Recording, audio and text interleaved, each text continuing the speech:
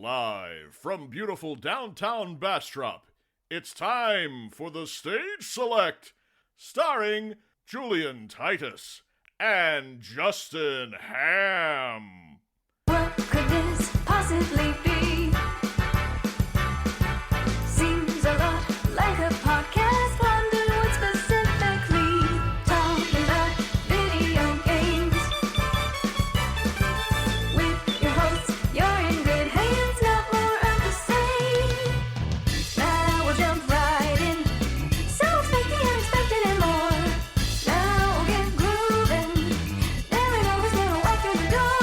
There just might be some strategy in this. Just having fun with our special guest. Time for Stage Select.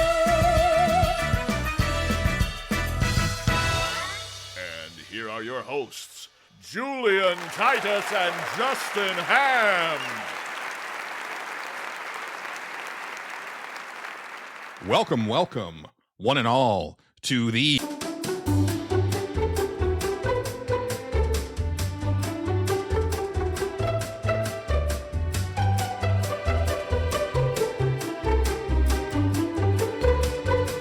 It's time Wait, what? for Big Dumb Quiz. Welcome. It's Big Dumb Quiz, and I'm your host, Spence Sterling. Oh, we're just starting here. Okay, cool. Hi. Tonight, How's it going, man? we've got Justin, a lint trap inspector from Knoxville, Tennessee. Yep, I'm Justin Ham. Hi, welcome to the show. And we've got Julian, a disappointment to his entire family from Austin, Texas. He's Julian Titus. Well, that's really hurtful, actually. Fuck you, it's Big Dumb Quiz. That is very hurtful. Justin, No. your question. Okay. Name any character from the 2025 movie Sinners. Any character. Smoke. Judges. That's correct. All right. Smoke. Amazing. Good job, me. Julian, your question. What was the best decision you made since starting the Stage Select?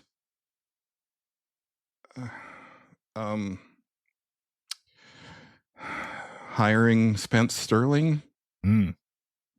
Judges. That's correct. Oh, wow.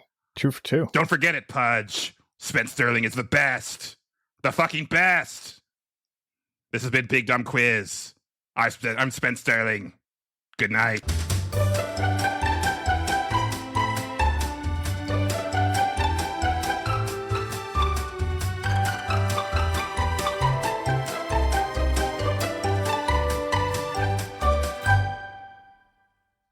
A little bit of a foible there at the end there, Spence, so it's okay.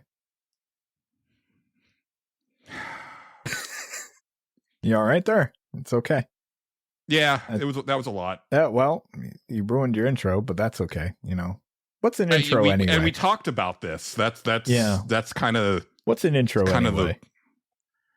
I thought that he and I had come to an understanding that the intro was not to be touched. He could jump in any other time. And he usually does, yeah. I'm gonna have to have another word with him later. Oh, maybe he'll jump in again. Who knows? Who can say? One can hope, Justin. Or they can hope against it. I don't know. Yeah. Yeah. Oh boy. How have you been? I'm fine. I'm fine. Yeah. I'm here. I had a week off. I might have some more weeks off. It'll be fun.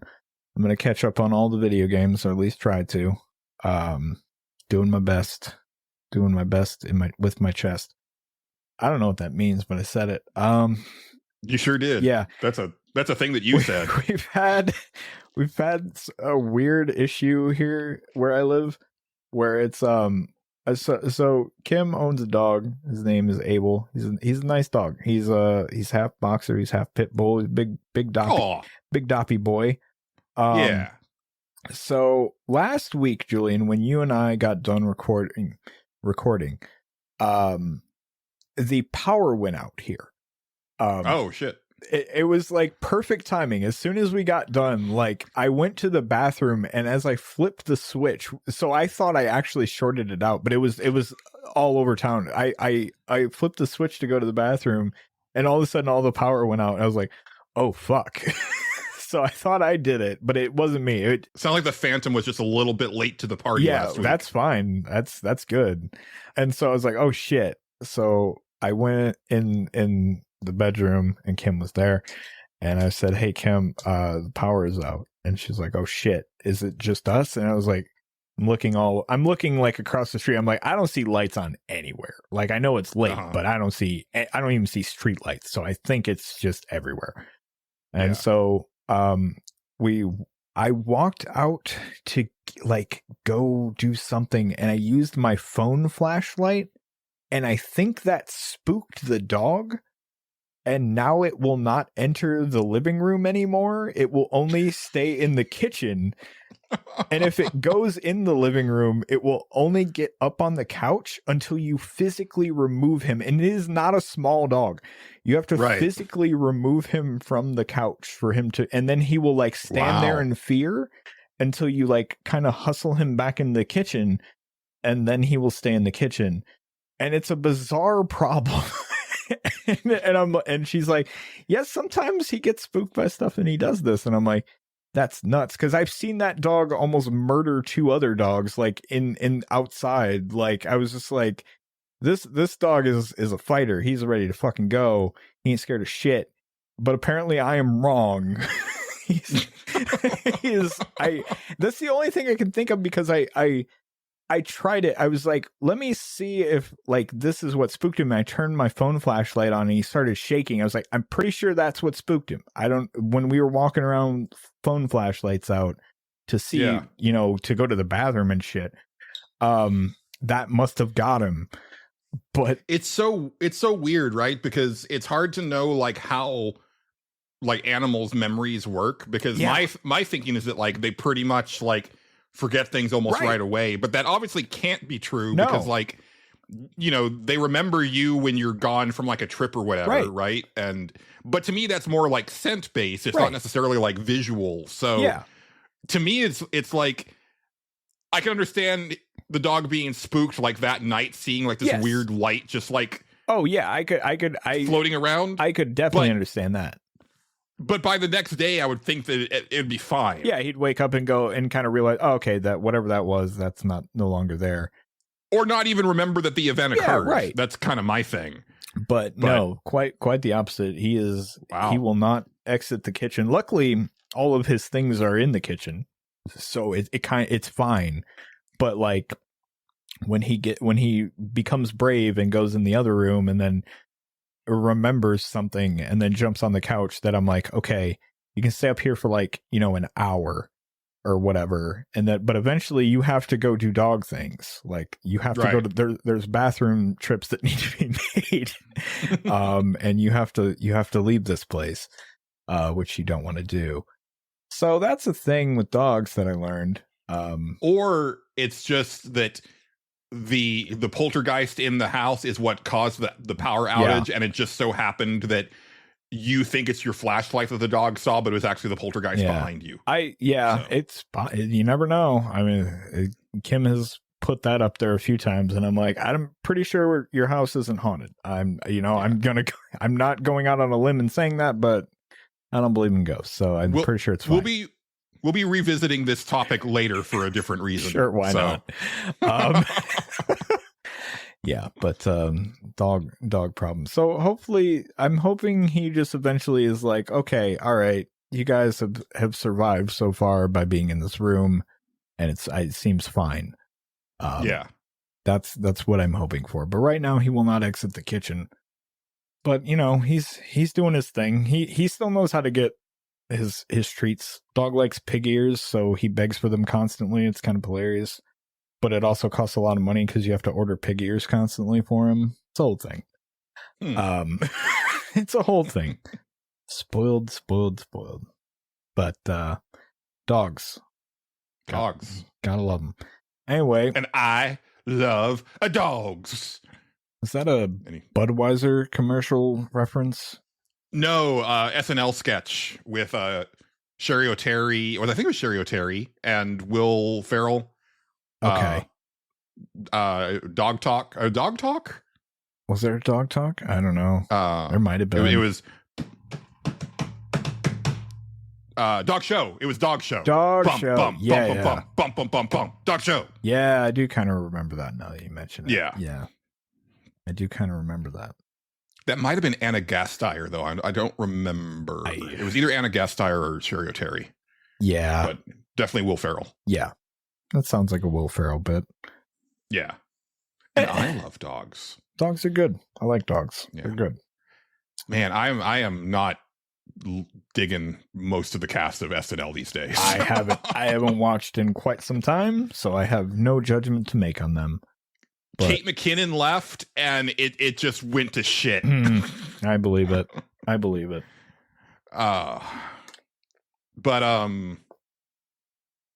Yeah.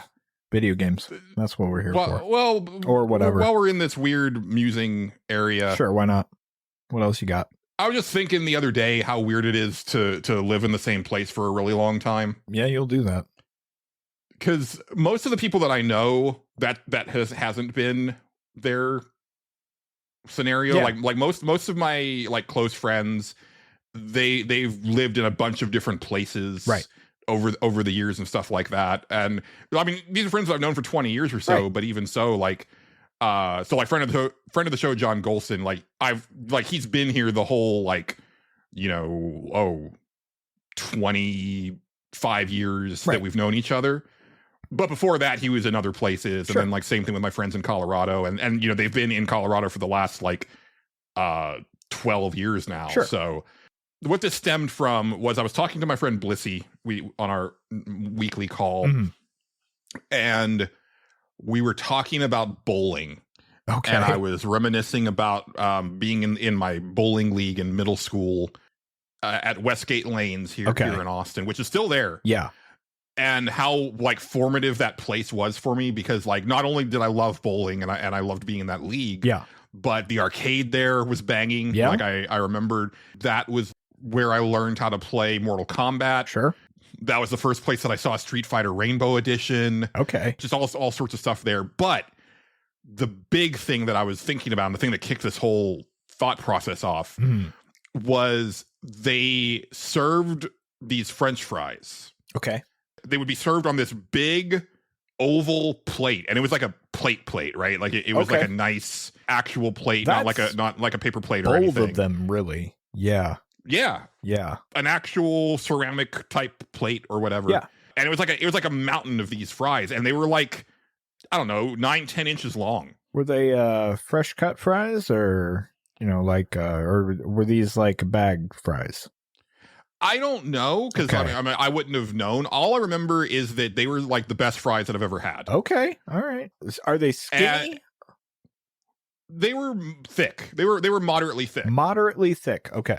Yeah, not in the realm of like a home fry or like a steak fry, you mean? Or a steak fry. Yeah. Not that, but they were definitely if you take your average fry, let's say if you're thinking about your average Ore-Ida frozen French fry, but extend them out to 10 inches long. Okay, just really long. Okay. Yeah. I got it. But about that thickness. Okay, that's interesting. And they were delicious, and it was a thing that was what you got. They had other stuff that you could eat, but that was what everybody got. Oh yeah, was the fries, and it would be like a weekly thing. League would be on Saturday, and it'd be play our game, and then fries and arcade games, and it was a thing where I was oh man. I know Westgate Lanes is still there. Let me look up. I want to look up and to see if they still serve the fries. 'Cause I'm sure it's not going to be the same recipe. It's been fucking 30 years, right? But even so, maybe I can find people reminiscing. I can't be the only one, right? And then what I found is that this is and maybe I don't know where to look anymore. Searching for things sucks these days, and I don't use Reddit, which seems to be the only place to find legit things anymore. Yeah. So one thing is that they still have a place to eat there. It's called Lebowski's Grill, which apparently is a mini chain because it's also in Highland. Okay. Yeah. Lanes, which is it's not related to Westgate Lanes. I know which the is type. funny. Yeah. Then they have fries, but I couldn't tell if it was the same thing. But crucially, I also couldn't find anybody being man, remember the fries at Westgate Lanes? And I'm right, because there's nobody. There's really probably hardly anybody around that even remembers that era. Yeah. And that just, it's this weird thing that, and again, I guess it's different for different people, right? Because like probably was my parents' generation that were more likely to just kind of stay put for their whole lives, and certainly Austin is a place where people are coming and going all the time. Right. Like, you know, you're considered like an Austin native if you've been here for like more than 15 years. Because that makes sense. That's just not the way of things here. It's a very impermanent type of city, to the point that like there's not even like a lot of like historical structures around. Like that was one thing that my last girlfriend remarked about, because she lived in Boston for a few years, and she was like, yeah, you walk around Austin and like you can't get a sense of legacy or history, because it's all like it's new. Constantly like new construction. And then I was just thinking about like other things where it's like, yeah, like nobody knows that like this used to be a whatever, or like this was, you know, like I think I've talked about on the show before, like the place where where my favorite movie theater is a shopping center called Westgate Shopping Center.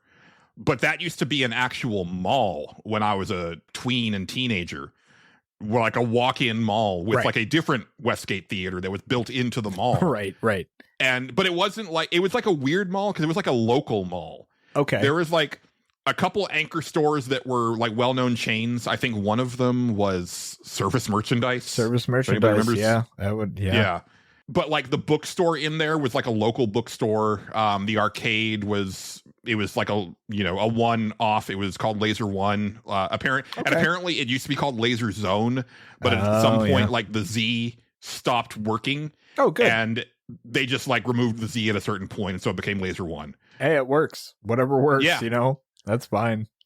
But it was that type of mall where it was just like a bunch of like stores that you didn't see anywhere else. And then I think there was also like a Bell's.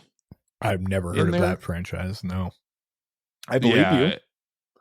Is it? Oh no, sorry, Ross. Okay, Ross. I've heard of. Dress for Less. Yes. Yeah.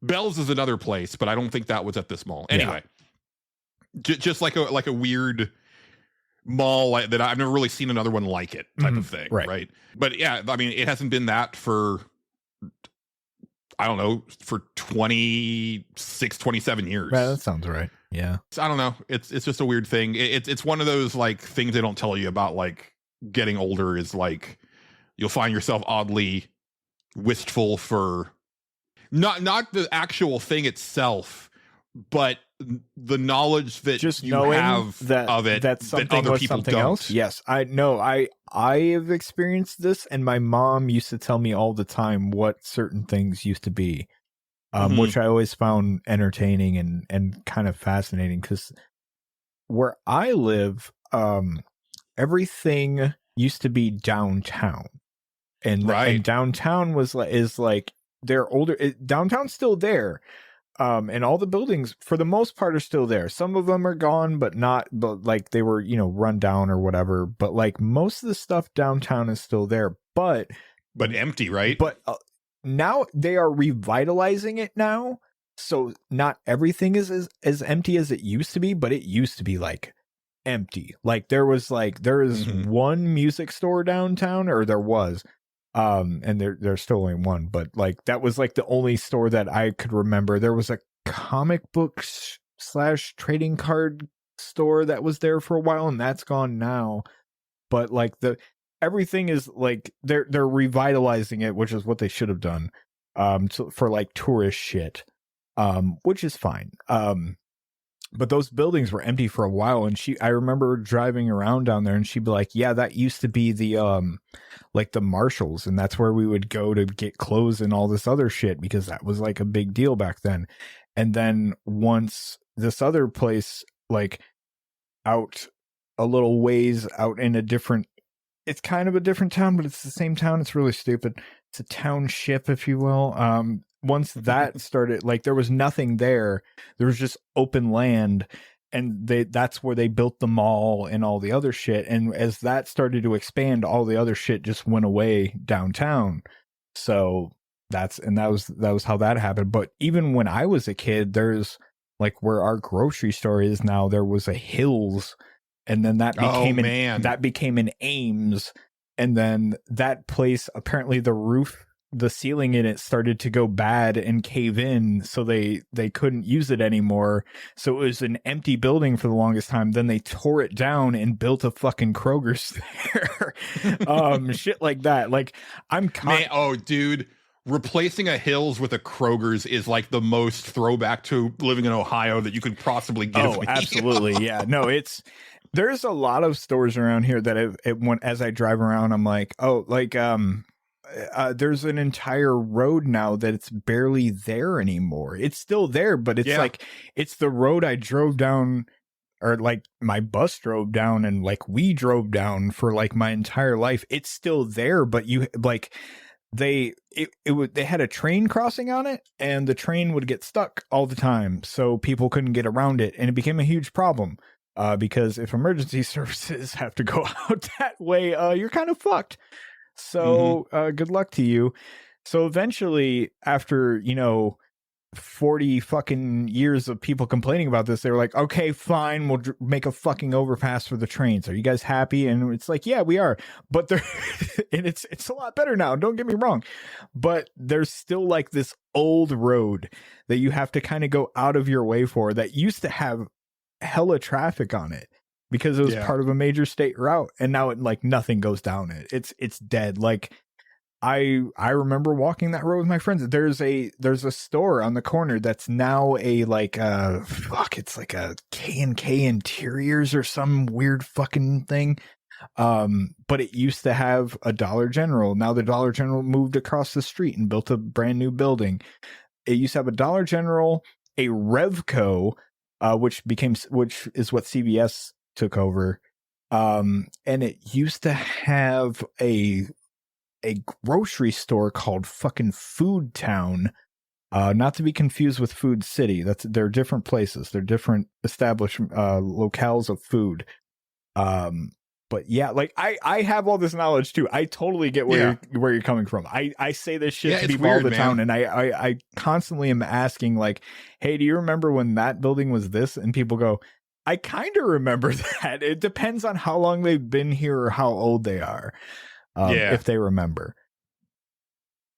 For sure. Yeah. Like, I mean, one thing, right. And this is a thing that I think is pretty much gone everywhere, in our lifetimes. There's might be a couple here and there, but like, I remember the dollar theaters, and like, they're long gone, but like the buildings are still there. So like my favorite Chinese buffet in town, Buffet Palace, that used to be a dollar theater right across from Westgate Mall. Right. So that's where I always think about it. Whenever I go to Buffet Palace, I'm like, man, I'm like the only person in this building right now who knows that there used to be a theater. Right. Yeah. You probably are. Like there's we never had dollar theaters here. That was a craze that never came here. That was in Utah. They had a dollar theater, which I thought was the coolest fucking thing. I remember thinking that. There used to be a lot of them in Austin. I believe all over the place. Yeah, we only had the movie theater, and there was two different ones actually. There was the one that's by the mall. That one is still there. And then there was one out by our Walmart, and that one hasn't been open for years. And actually, I don't know what that building is anymore. I think it's still there. My favorite example of this actually was, I was just talking to my friend Lonnie about this, I don't know, about a month or two ago. There's a building out where they built, all this shit. It was, and I think it's like a mattress store, or it's something real dumb now. But when they built it to look like a castle.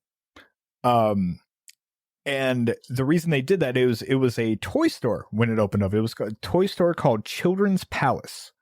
A toy store. Oh shit! Yeah, which not many people remember that. That one was pretty much gone like in a couple years, if my memory serves. There was a Children's Palace for a little bit in Steubenville, and I remember going. It was the only time that I went to visit my grandparents by myself as a kid, and I remembered like my parents had given me like some spending money, and I ended up like spending it all on Ninja Turtles at that store, Yeah.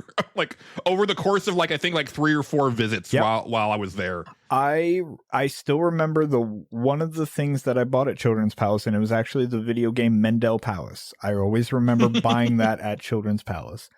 My sister actually, and I doubt we have it anymore, but she had, when she was a kid, obviously she wasn't alive while that was around, because I was, 6 or 7 when it was around, and I think 6, 7. Sorry. Sure. I don't know what you did there. Anyway. You're so lucky. Yeah, I know.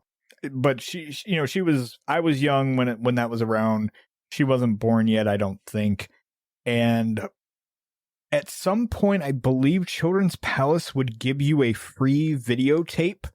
And all the videotape was their own, like they made it. They filmed a thing that was specifically to advertise what toys they were going to have, or they had, that you could buy there.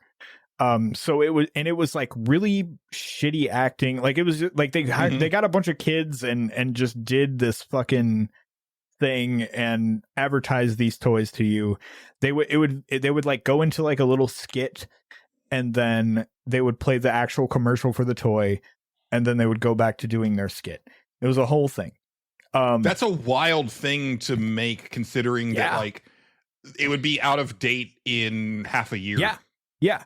So that VHS tape, that's probably why they've been out of business. Jesus Christ. So that VHS tape survived, and I would love to see that. I know, and I don't know if it's still. I don't know where it is now. I have no idea.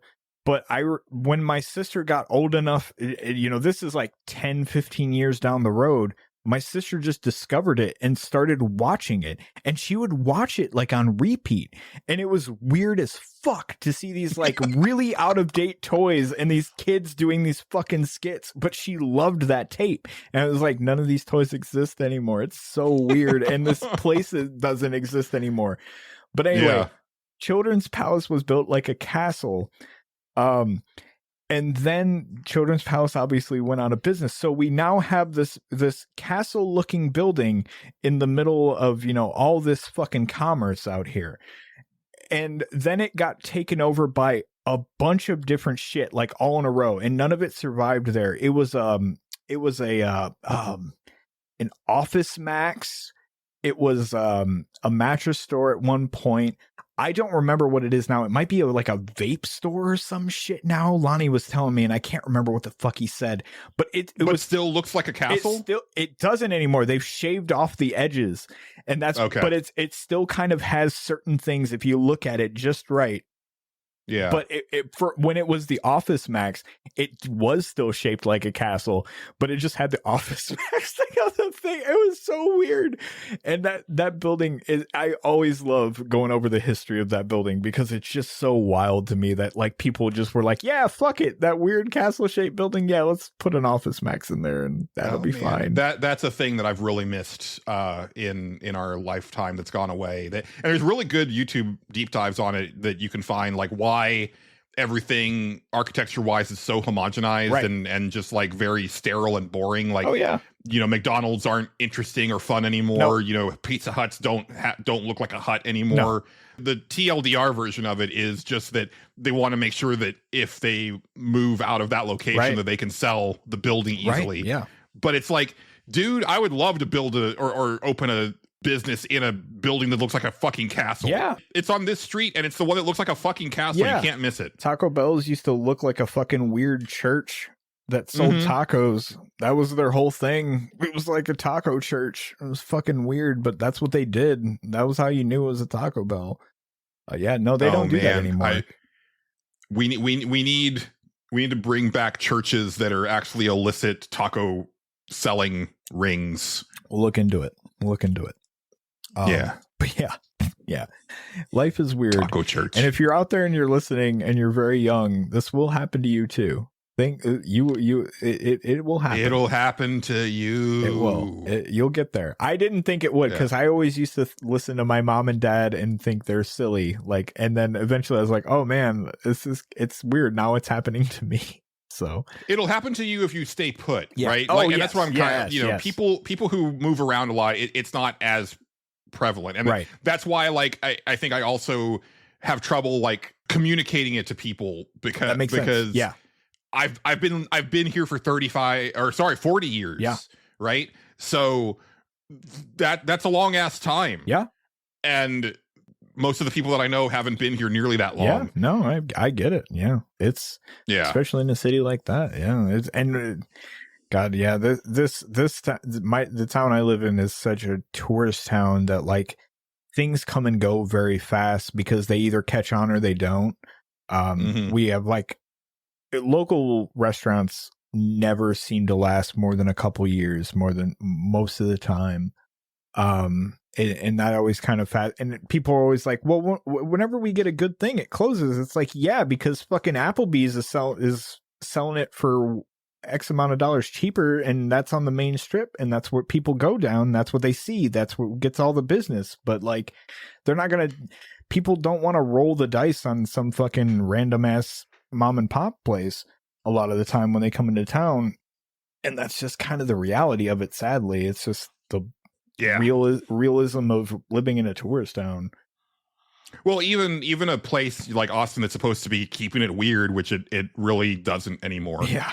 The pandemic killed like a lot of institutions here for sure. But then like also just like the influx of the tech jobs where everybody came in from like California, and like it really does like fundamentally change a place, right? And I always go back to there is a honky tonk bar like on South Lamar, which Lamar is like one of the main drags in Austin. And it's a little honky tonk bar, and it's been there forever. But it is now surrounded by these massive mixed use condos. Yeah, great. And it's just the most bizarre thing to see. Ugly condo, honky tonk bar, ugly condo. Right. Absolutely. And it's like, that is a perfect snapshot of what Austin is now. Yeah. Just right there. That's all you need to see. My favorite bit about bars, and I've gotten into this on another thing, but I'll get into it here too, because why not? We're here. When it comes to like, the pandemic killed a lot of things, but it's also like, not to side with the millennials are killing all the businesses. They're actually, but here we are. Millennials don't drink it as much as other generations have, and like younger generations do either. And that has absolutely devastated the neighborhood bar scene here. There was a bar on like fucking every block here, like weird little tucked away fucking corners that like you had to know it was a bar to even, and like you wouldn't even know it was open, like unless you went in and tried the door. You'd be like, that place is not, that's an abandoned building.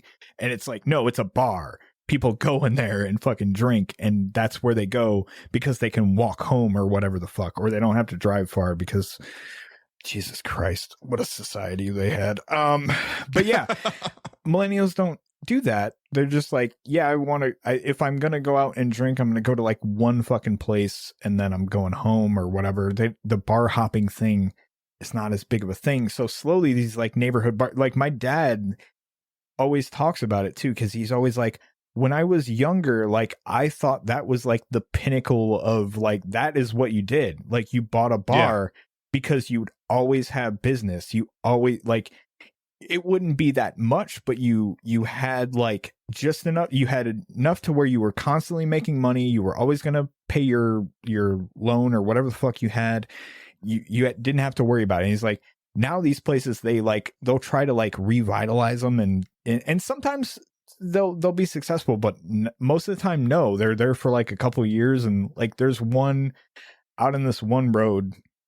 It was a neighborhood bar for the longest time. Then it closed down. They sold it, and then somebody else bought it, and it turned it into like a Flintstones theme thing, which is great. They tried to build like the car, like the Flintstones like foot wagon out in front of it and all this stuff to really sell the deal. And really capitalizing on the youth there. Yeah, exactly. The strong millennial and like zillennial tie to the fucking Flintstones. And guess what? That fucking place is for sale right now. That's what I mean. It's like, it's wild. Like, these places don't last very long, and because millennials and younger generations aren't the like, I'm gonna get off of work, I'm not going home because I hate my wife, I'm gonna go to the bar, I'm gonna get drunk, and then I'm gonna go home and beat my kids or whatever the fuck I'm gonna do. This got dark. It's partially true, but no, I hate to say 80s life. Yeah, exactly. The old 80s stereotype of that whole deal. But yeah, like that whole side that's a whole side of our town. There are still those buildings there. I don't know. My favorite one, and it's the Camp Street bar. It was not on Camp Street, which was my favorite bit about it. It's off, like, you have to go like kind of off. It feels like you're going down a weird alleyway to get to it. I remember my dad, he was in a pool league, which they would go to all these other bars and they'd represent their bar. It was really fucking dumb. But he would go and shoot pool there because my dad liked to shoot pool. That was his thing. And I remember he took me to that one, and I remember going in there. I was like, what the fuck is this place, man? This is so weird. Like, there was the bar, there was some pool tables, and those were lit. But there was also just this other like entire space that they had on the other side, on like the whole other half, where there was like maybe 2 tables and nobody was over there, and it was just really fucking dark. And I was like, this is a weird fucking drinking dungeon. This is odd. Like, there's no light in here. It's really weird. Also, the big thing that killed a lot of the local bars here, and it's kind of funny, is you're not allowed to smoke inside of the buildings anymore. Once that mandate actually came, killed a lot of them because people were like, well, I'll just drink at home then, because I can smoke my cigarettes there. And as sad as that is true. I still want to try my hand at just like going to hang out at a bar by myself sometime and see like what the vibe is, what the scene is like. Depends.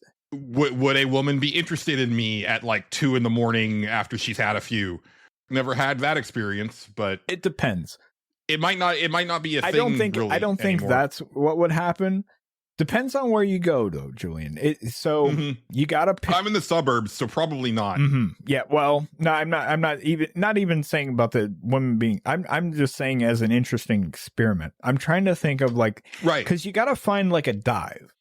So I've done. And there's not many in the suburbs, right? Like, you got to go into town, and then transportation becomes an issue. Yeah, that's a whole thing. So I've done that before. When my mom worked at a bar, I went and hung out with her all day one time, and I was of age to drink, and I was like, why not? I'll just hang out here. I'll drink a little bit during the day and just make a day of it and play stuff on the jukebox while she does her shift. It'll be fun. And yeah, like, it's weird, especially on like a weekday. Like, yeah. It's like, it's just nothing but regulars that like, you just look at them and you're like, I don't know what your story is, but I'm sure it's not happy.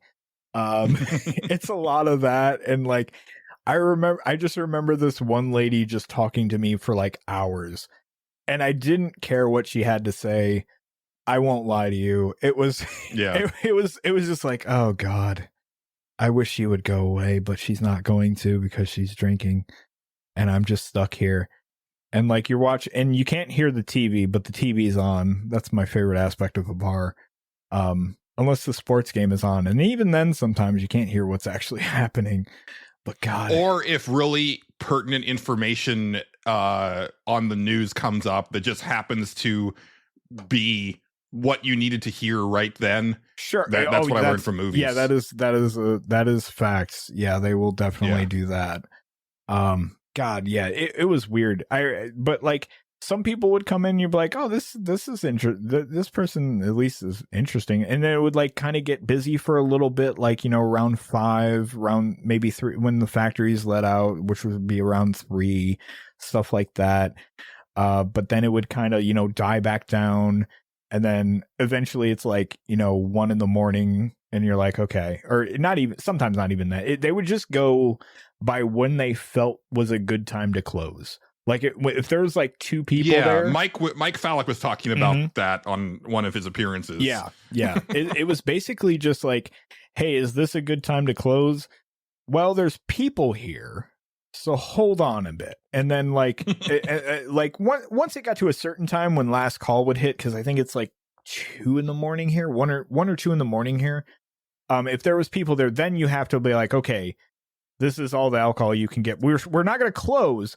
You can stay as long as you wait, but we can't legally serve you alcohol anymore. So we gotta stop doing that. But then if you knew where to go, sometimes you could go to some of the bars and they'd still be like, hey, we're kind of closed, but no, don't worry about it. Don't worry about it.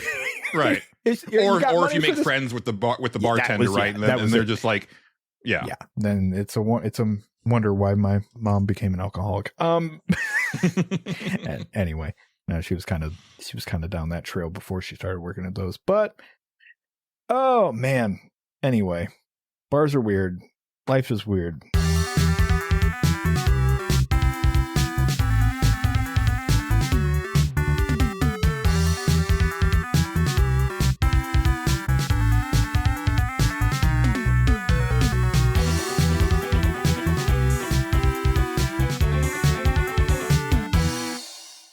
Video games are weird.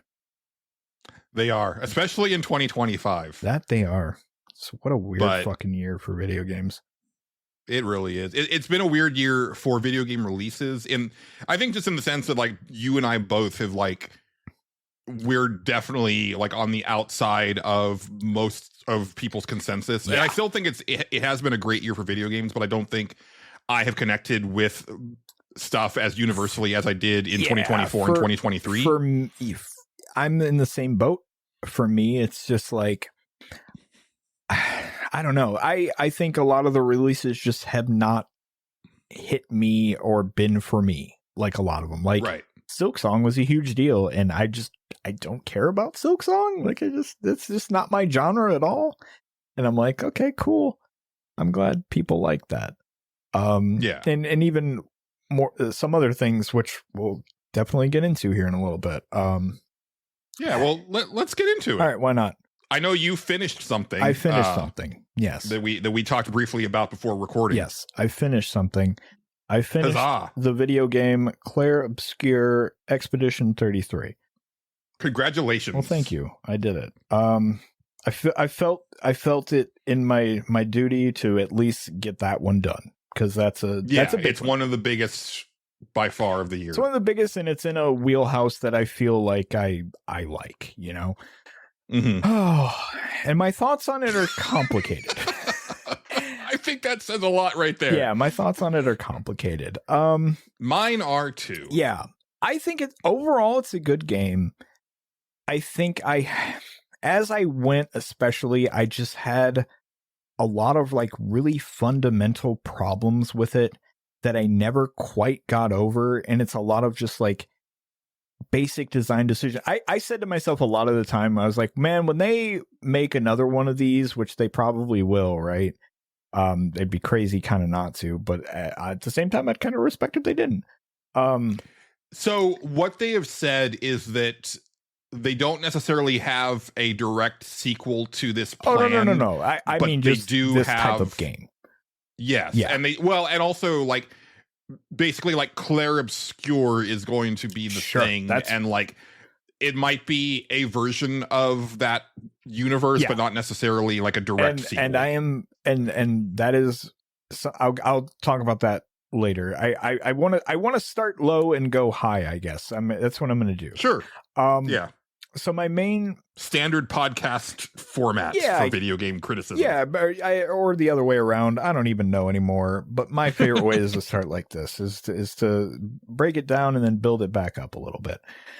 My biggest problems, and have been since I first started playing it, where I was just like, okay, I really wish these fucking little areas had a map or a fucking just a marker of where I'm supposed to go or something, because I got to the point the further I got into that game where I just started going, I don't give a fuck if I miss anything anymore. I just want to fucking get through this. Like, there's a lot of spots where I was just like, I don't know if this is like, I had the biggest problem is I would accidentally find progress. I'd just be like, oh, that was progress. Oh, fuck. Dude, that is I don't know what it is about my brain. Yeah.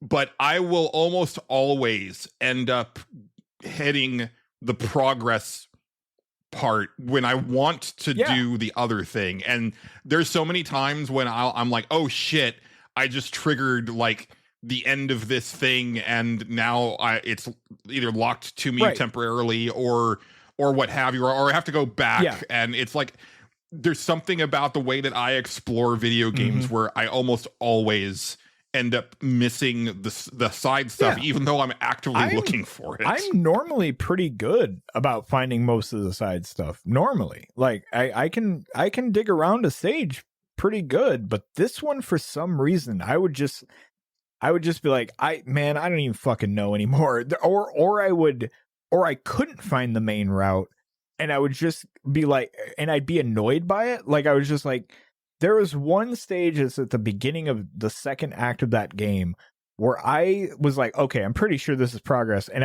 it took me a little while to get through it. And then I was like, okay, this isn't progress. Where the fuck am I supposed to go? And then I went you fucked up when you run into the mime. Yeah. And it's like, oh, this is definitely not progress. Right. So then I turned all the way back around and went completely down the opposite way. And I was like, okay, this still isn't progress. Where the fuck does it want me to go? And I was like losing my mind. And then eventually I was like, maybe there's something over here. And then that was progress. And I was like, okay, this is kind of annoying.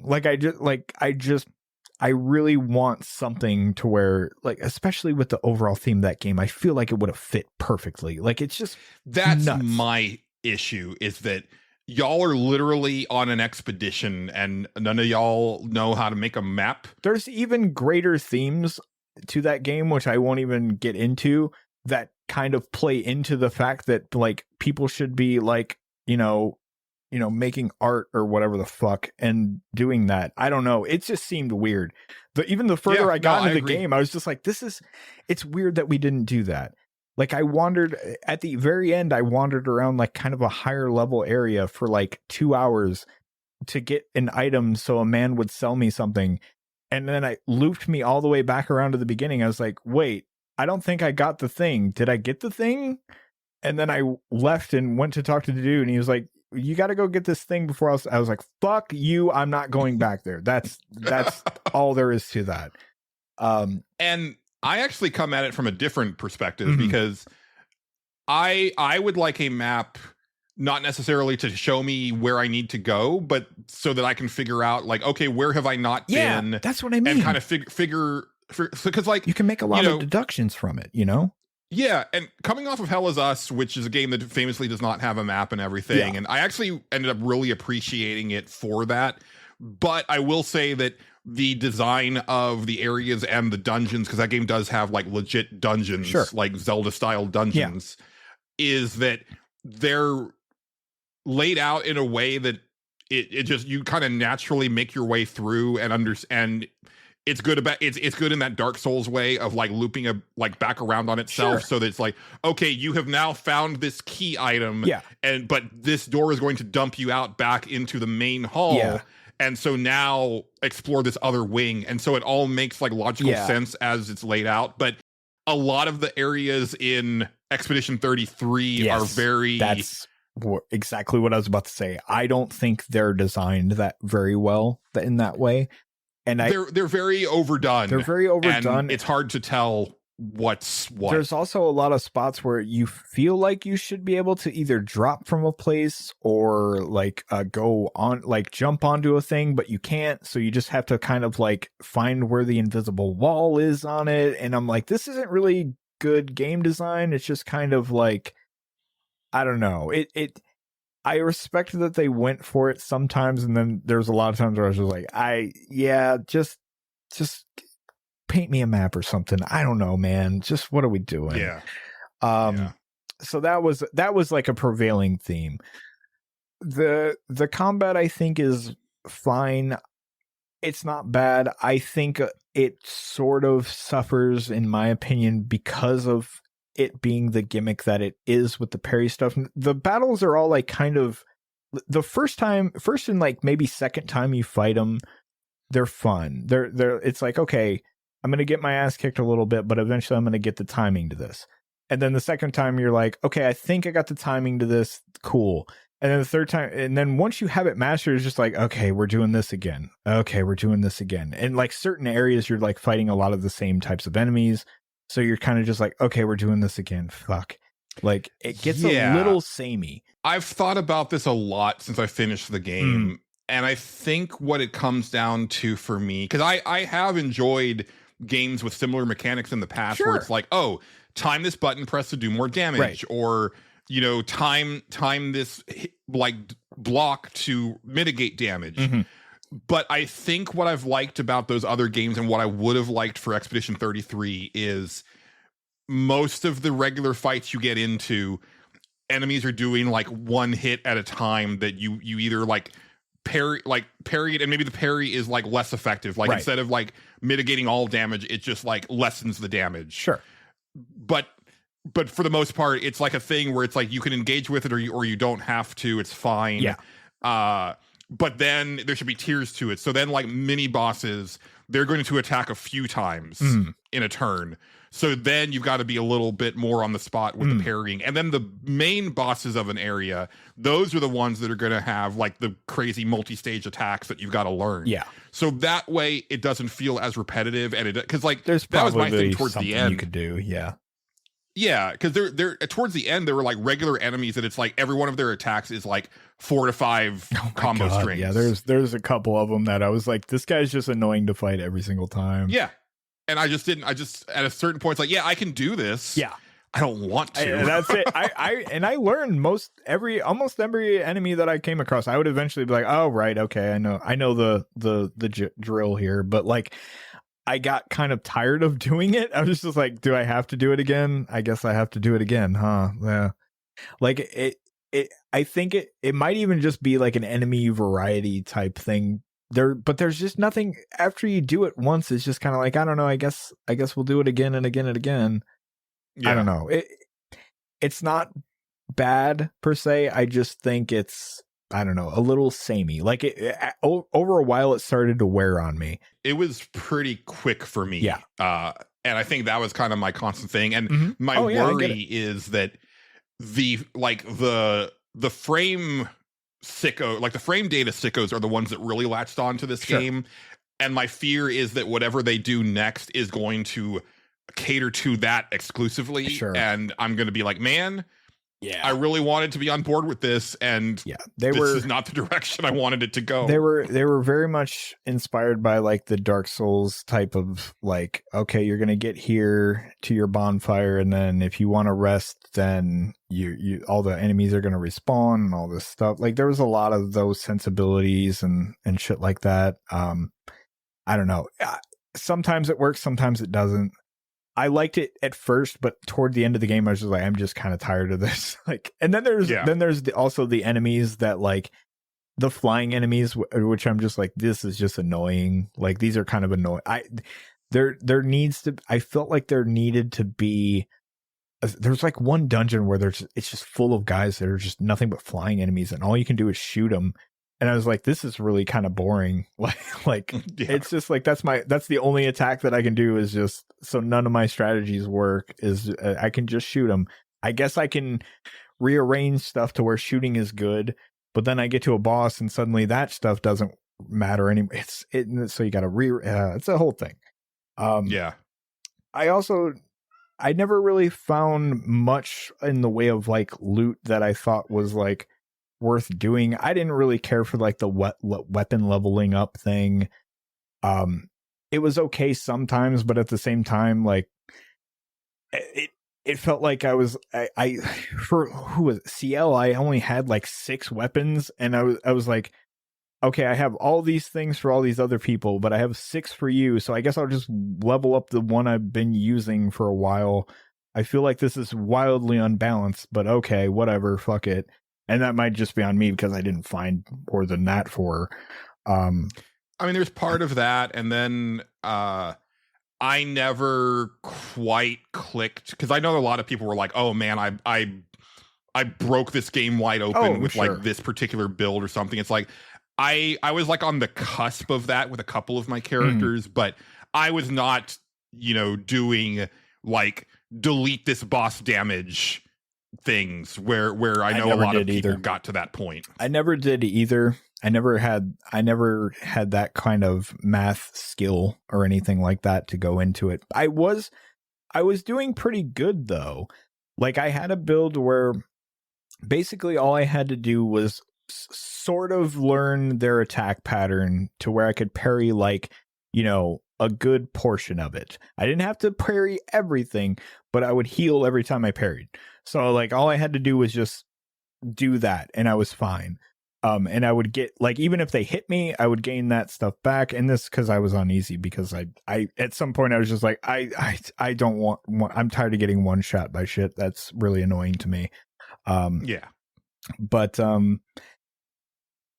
yeah, that's kind of my main complaint. There's a lot of storyline complaints that I have too. Julian has said a couple of, I don't want to get into a lot of that stuff without going into full spoiler mode. We hashed it out before the show because I just wanted to see if he was on the same page. He and I kind of agree on it. I don't think the story is overall bad. There's certain things where I'm like, this kind of is annoying and doesn't make much sense. And I think a lot of the bigger moments that people have like really highlighted is like, holy shit, like this blew my mind, to me is very unearned. Yeah. In the execution of it. Uh-oh. You thought you could get away with invoking the Phantom's name, but you were wrong. Dead wrong.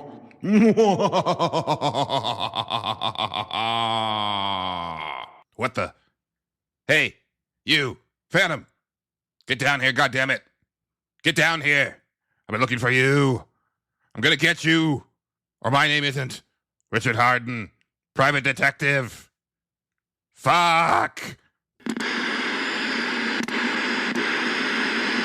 Justin, I apologize. I played with fire. I mentioned the Phantom by name. Phantom and taunted him. You did it, and I regret my words and deeds. You should. Because he fucked us up good just now. But yes, we're back anyway. You were talking about the parts of the game that people consider mind-blowing not hitting you or something like that. It's somewhere in that realm. I can't remember. Yeah, I thank you. I just feel that it's largely unearned, where I think a lot of it is like almost manipulative in like, oh, we're gonna tug at your heartstrings with this, and it's like, but you didn't really give me the time with this like part of the story for that to really land for me. Because I've been around a couple RPGs before. Yeah. No, I agree. Most of the stuff that they tried, just I kept getting to it. I was like, this isn't getting me. I don't know what it is. Like I was just like and normally I'm the first to be like, oh man, that was really something. There was a few moments like character wise like that, and a lot of it's side stuff that I was like, okay, yeah, that's pretty good. Like I like that, but it's never front. I think there's some really important stuff that's hidden off in the side character stuff that you can easily miss. Yeah, absolutely. If you don't do the that was a funny thing. This is like a half complaint, but not really. I did like the side stuff for the characters specific things, but I also felt like it was like really like oddly almost tacked on. It felt like it was just kind of like we should put this here, right? We should do one of these because that's the thing people like. It almost felt like it's almost like if fans make the game, I guess that's what it kind of felt like. Well, we have to put one of these systems in here. That's what all the cool RPGs do. Because it was so weird how it's implemented, because like you go through a conversation and depending on where you're at in the story, it's always the same conversation with them, and then it's like, do you want to spend time with them? And I'm like, yeah. And sometimes you could do it twice in a row, which was weird. Like I was like, there's no like time, because I kept thinking like, oh, I have to go do something and then come back, and it's like, no, you can just keep doing them, it's fine. I was like, oh, okay, fucking weird, but sure. Yeah, it's very, I mean, it wears its influences on its sleeve Absolutely very does, strongly, yeah. but it also does smack of like a first game project, the way that, like, you know, I know I say this a lot, but I have a lot of, it's an interesting place to draw comparisons from, which is like porn games where you will see ones that aren't paced very well, where you can just like make progress with a character by just talking to them like three times in a row in the same day. Yeah. Where it's like, this should really be spaced out, and you shouldn't be able to do this. But you hit all the triggers that you needed to hit. So here's all the things right in a row, right? Yeah. And so then I have to like just like I was like, this character would probably leave this person alone for a few days after that. And not to jump ahead here, but like my overall thing when I got to the end and was finished with it, I was like, man, that was a really strong game from a new developer, and I'm really excited for the next thing that they make. I will be right there. I don't think it's quite on the hippie top tier that a lot of people have put it on, but I think it's a really, really strong game from somebody who's just, you know, starting out. I think it shows so much potential, and even like some of the drippings of like the world at large is some of the most interesting shit. So I'm really intrigued by that stuff going forward. I overall I liked it. I just didn't love it. And it's a lot of what, like, story wise, it's a lot of exactly what you said. I would get to these like moments that I'm like, this is going to hit everybody so hard, and I'm like, I'm not feeling that right now. Like I would constantly just be like, I don't know if I agree with that. It does take a turn at some point, and I thought that was kind of neat. I was like, okay, there was definitely a point where I was like, I don't know what the fuck's even going on right now, but this is kind of neat. Let's go with it. And then, you know, it takes some swings. Some of them land, some of them don't land. I definitely can see their like Final Fantasy VII influence 100%. If that's not one of their influences, then I don't know what is, because like they almost structure it exactly the same as 7. It's Persona with like a lot of the UI design and actually like kind of battle design. Yeah. Obviously there's Devil May Cry influences and Souls. They mishmashed a lot of stuff. It's a fascinating video game for sure. Yeah. And much like Hell Is Us, that does a similar thing where it's like, oh, this is pulling from like a lot of like disparate things, but it puts it into like a really interesting concoction at the end of the day that I'm glad exists. I'm way higher on Hell Is Us than Expedition 33. I never had quite the moment with this game like I had with 7 back in the day, and this was an interesting thought that I had, is maybe it's just as I get older, I don't have the drive to do a lot of like the end game side stuff that I used to, because like you know, you would get a game like Final Fantasy 7, that was like the one game that I had for, you know, X amount of time before I was able to get another game, whereas now I'm just like, dude, what's the next thing, like instantly. We're spoiled for choice. We are very spoiled. Like I find myself just like really having to choose very carefully the ones that I want to ring every drop out because this one I got to a certain point, like I said, I went back to a high level area, did a complete circle, got really annoyed, hated that. Went and checked out like this other thing that they had, which looked really cool on the map, and I was like really interested in what the hell it was. And then I got there, I was like, oh, this is all it is. Okay, never mind. I'm gonna go my own separate way here. That's the challenge tower thing. I was like, okay, that I was hoping this was gonna be at least a little bit more interesting than what it turned out to be. There was a couple super bosses that I fought. I guess they're super bosses. I don't really know. Nothing was as satisfying to me as like finding perfect cocktail to beat a boss though. And I think that comes with the parry stuff, because like it's just like I could parry, I could learn the pattern, and I can sit here and whittle this guy down if I really wanted to, and that's a cool aspect. But there's nothing compared to that, like fighting Emerald Weapon over and over and be like, maybe this time I have the perfect combination of shit to get through this fight. Right. Like in fact, like there was one I fought that was like this like fucking flying snake that I swear to God was one of the most annoying boss fights I've ever seen. Like I got done with that fight and I beat it, and I was like, I think I'm ready to finish this game, or I'm going to drive myself insane, because that was fucking miserable. Yeah, and let's be fair that there's very possibly and probably very probably some fundamentals of like the deeper mechanics that we didn't 100% understand. 100%. That there's probably like ways that we could have like mitigated a lot of that shit, but I just didn't connect the dots with like layering Absolutely. mechanics. Oh on yeah, top of each other. it was a lot. A lot of me is just old and lazy and doesn't have that kind of drive anymore. But then I actually tried to look up like some of the more broken builds, and as I would go into them, I was like, I don't, that's kind of what I'm doing already. And it doesn't feel that broken, but like maybe it is. I don't know. I know there's a certain attack that I was doing with Mael that was apparently really busted before a patch came out for it, and then it isn't as busted now. And I was like, oh, okay, that does make some sense. But like I will say this, I got to the final boss and I like fucking eviscerated that guy. So I was like, well, whatever I did, I did something right, because like that felt. Yeah, I didn't struggle in the final boss. Yeah. Either. Yeah. It was actually pretty, like the final boss of Metaphor. Yeah.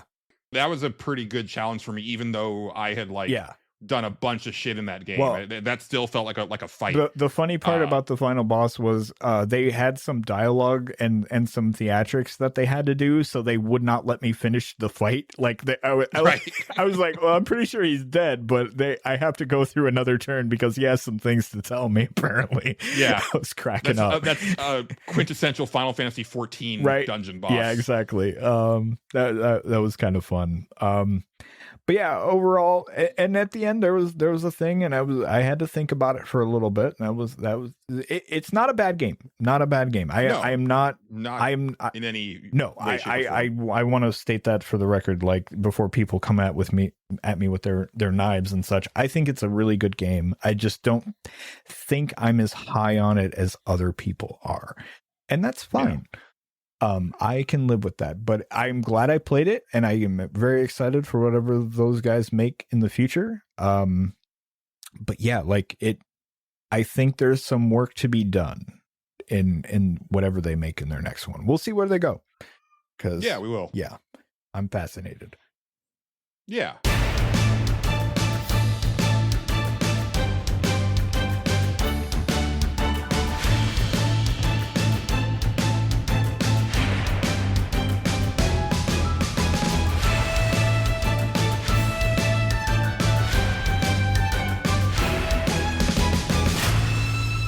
I am fascinated with a game that I tried on the Steam Next Fest demo thing. Okay.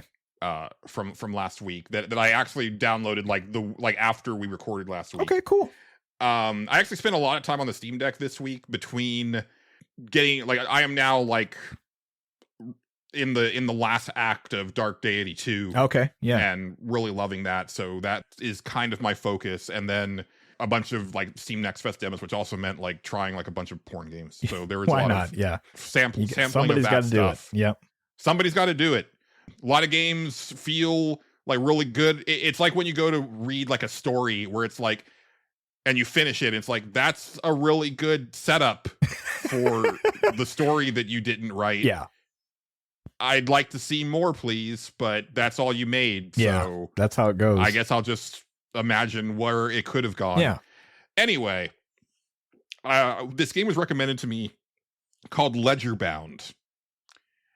And It is a really fun concept. Okay. It takes place in a fantasy world where adventurers are going about their adventuring and helping people, saving the day, finding mystical artifacts and whatnot. Mhm. You play a character that works for an adventurer insurance agency Okay. that they pay. It's like life insurance, and your job is you get the report of how the adventurers died, and then you reenact the battles to prove that the fight was winnable and it was their negligence that caused them to wipe. Are you kind of sort of like an insurance claim adjuster for Yes. for Yeah. for RP? Yeah, it's pretty good. I like that. Yeah, That's great. and when you reenact the battles, it is straight up a strategy RPG. That's great. Like tile based strategy RPG. And the first few battles is just like she sets out a sheet of paper with a grid, and she has these neat little drawn icons, like almost like a board game of the people. I forget the character's name, but because I only played it for about an hour or so. But she is very much like, this is my life. Is insurance adjusting? Right. I don't want to leave at the end of the day. Right. My best friend is the hat rack in my office that I talk to. Oh, nice. She makes little voices for the adventurers, and she puts them into like little relationships because she doesn't have any concept of what their dynamic was. So it's almost like watching Dark Helmet play with his dolls Right. in Yeah, Spaceballs, where she's like, "Oh, and here they kiss," right? And someone walks into her office, she's like, "Hey, you didn't see anything?" It's got like a really good sense of humor to it. Her boss is like a dragon man that is like very much A dragon like very much like a bossy boss. Oh, where okay. he's like he's like a more happy-go-lucky version of the boss from Office Space. Oh, okay, perfect. Yeah, I got like it. less passive aggressive, more like rah rah rah, but also it'd be really great if you Yeah. worked on this thing that we need. Mhm. But also the character is like psyched to do it. Right. And then his daughter is like head of HR, and he really loves his daughter, and she cannot fucking stand him. Good. And so that dynamic is really That's fun. And it's like a super early version of the game. Like you literally, there's parts where, because it has VO, but then it'll say like, "Oh, missing VO here for this line," and it's just like you just have to read it. But like the voice acting that was there was like excellent, like really Cool. well performed, real like perfect pacing for like the comedy and stuff like that. Right. And the concept is just really cool. Right. But the funny thing is that obviously, because I had also sampled a bunch of porn games, I can't tell if there's like an adult component to it or not, because the demo was self-censored. Like they bleeped out any of the curse words. Huh. And at one point, there's a battle that you're reenacting where it's actual like main adventurers that she knows. Okay. Like they're very famous. So she's picturing the actual battle instead of using her little figurines. And one of the characters can go invisible, but he has to be naked to do it. So, he strips down, and there's like a sensor bar over his junk. And I don't know if that's supposed to be like that in the main game, or say. if this is Yeah. like a game that shows like full dong. Like we'll have to wait and find see. out, I guess. Yeah. Yeah. Because there was also like he, I guess, had recently broken up with like the leader of the party, and so she was like, they were having like all of this like back and forth about how he was in bed, and how like how his dick didn't really like, it wasn't as impressive as like his fans make it out to be and whatnot. I'm like, okay, yeah, I'm getting adult content vibes, but I don't know for sure. It might just be like your typical M-rated game with like a lot of innuendo. I got a feeling that's what it is, but it's hard to say. Yeah. Yeah, we'll see. Like if it ends up being like someone getting busy, I won't be surprised, but I also wouldn't be surprised if that's not where it goes. Yeah, I clicked on what else that developers made. Then that's pretty much their only game as far as I could see. So okay, I'm gonna guess it's probably not, because usually they would have probably put out some other stuff. Hard to say. And the other reason that I think that, and this might just be a coincidence, is that it's a really pretty hand-drawn art style, but it looks very similar to the art of a porn game called Innocent Witches, which is like a Harry Potter I have like universe porn game. I've seen that around the what is that? The Itch. The block. Itch, yeah. Itch had that for a while. Yeah. I don't know if that one's on very Steam. cool game, but very unfinished, where it's like you can't even play the acts in order. So it's like it's really like I'm like, oh, I'll wait until this is done. Sure. because it's kind of nonsensical otherwise. It's like, okay, well, now you're going to skip to act blah blah blah, and this is what happened in the interim, and it's like, well, why didn't you just like develop it in order so that it's a great you question. don't even know if that's going to work. That's a great question. Anyway. Why would they do that though? That's crazy. Yeah. But anyway, Ledgerbound, very high on my anticipated list now. Cool. I don't know if the demo is still available because, you know, the Next Fest is like a limited thing, but sometimes that stuff sticks around. But if the demo's not available, at least go and wishlist it because I think it's definitely worth keeping on the radar. Yeah. Yeah. Doesn't look like the demo is still there, but then again, I'm on my phone, so it's hard to say. Right. Anyway, that sounds cool. I'm glad Yes. you checked that out. I think you will dig it. Yeah, sounds cool. I think it's right up your alley. Sounds cool. Sounds cool for sure. Oh,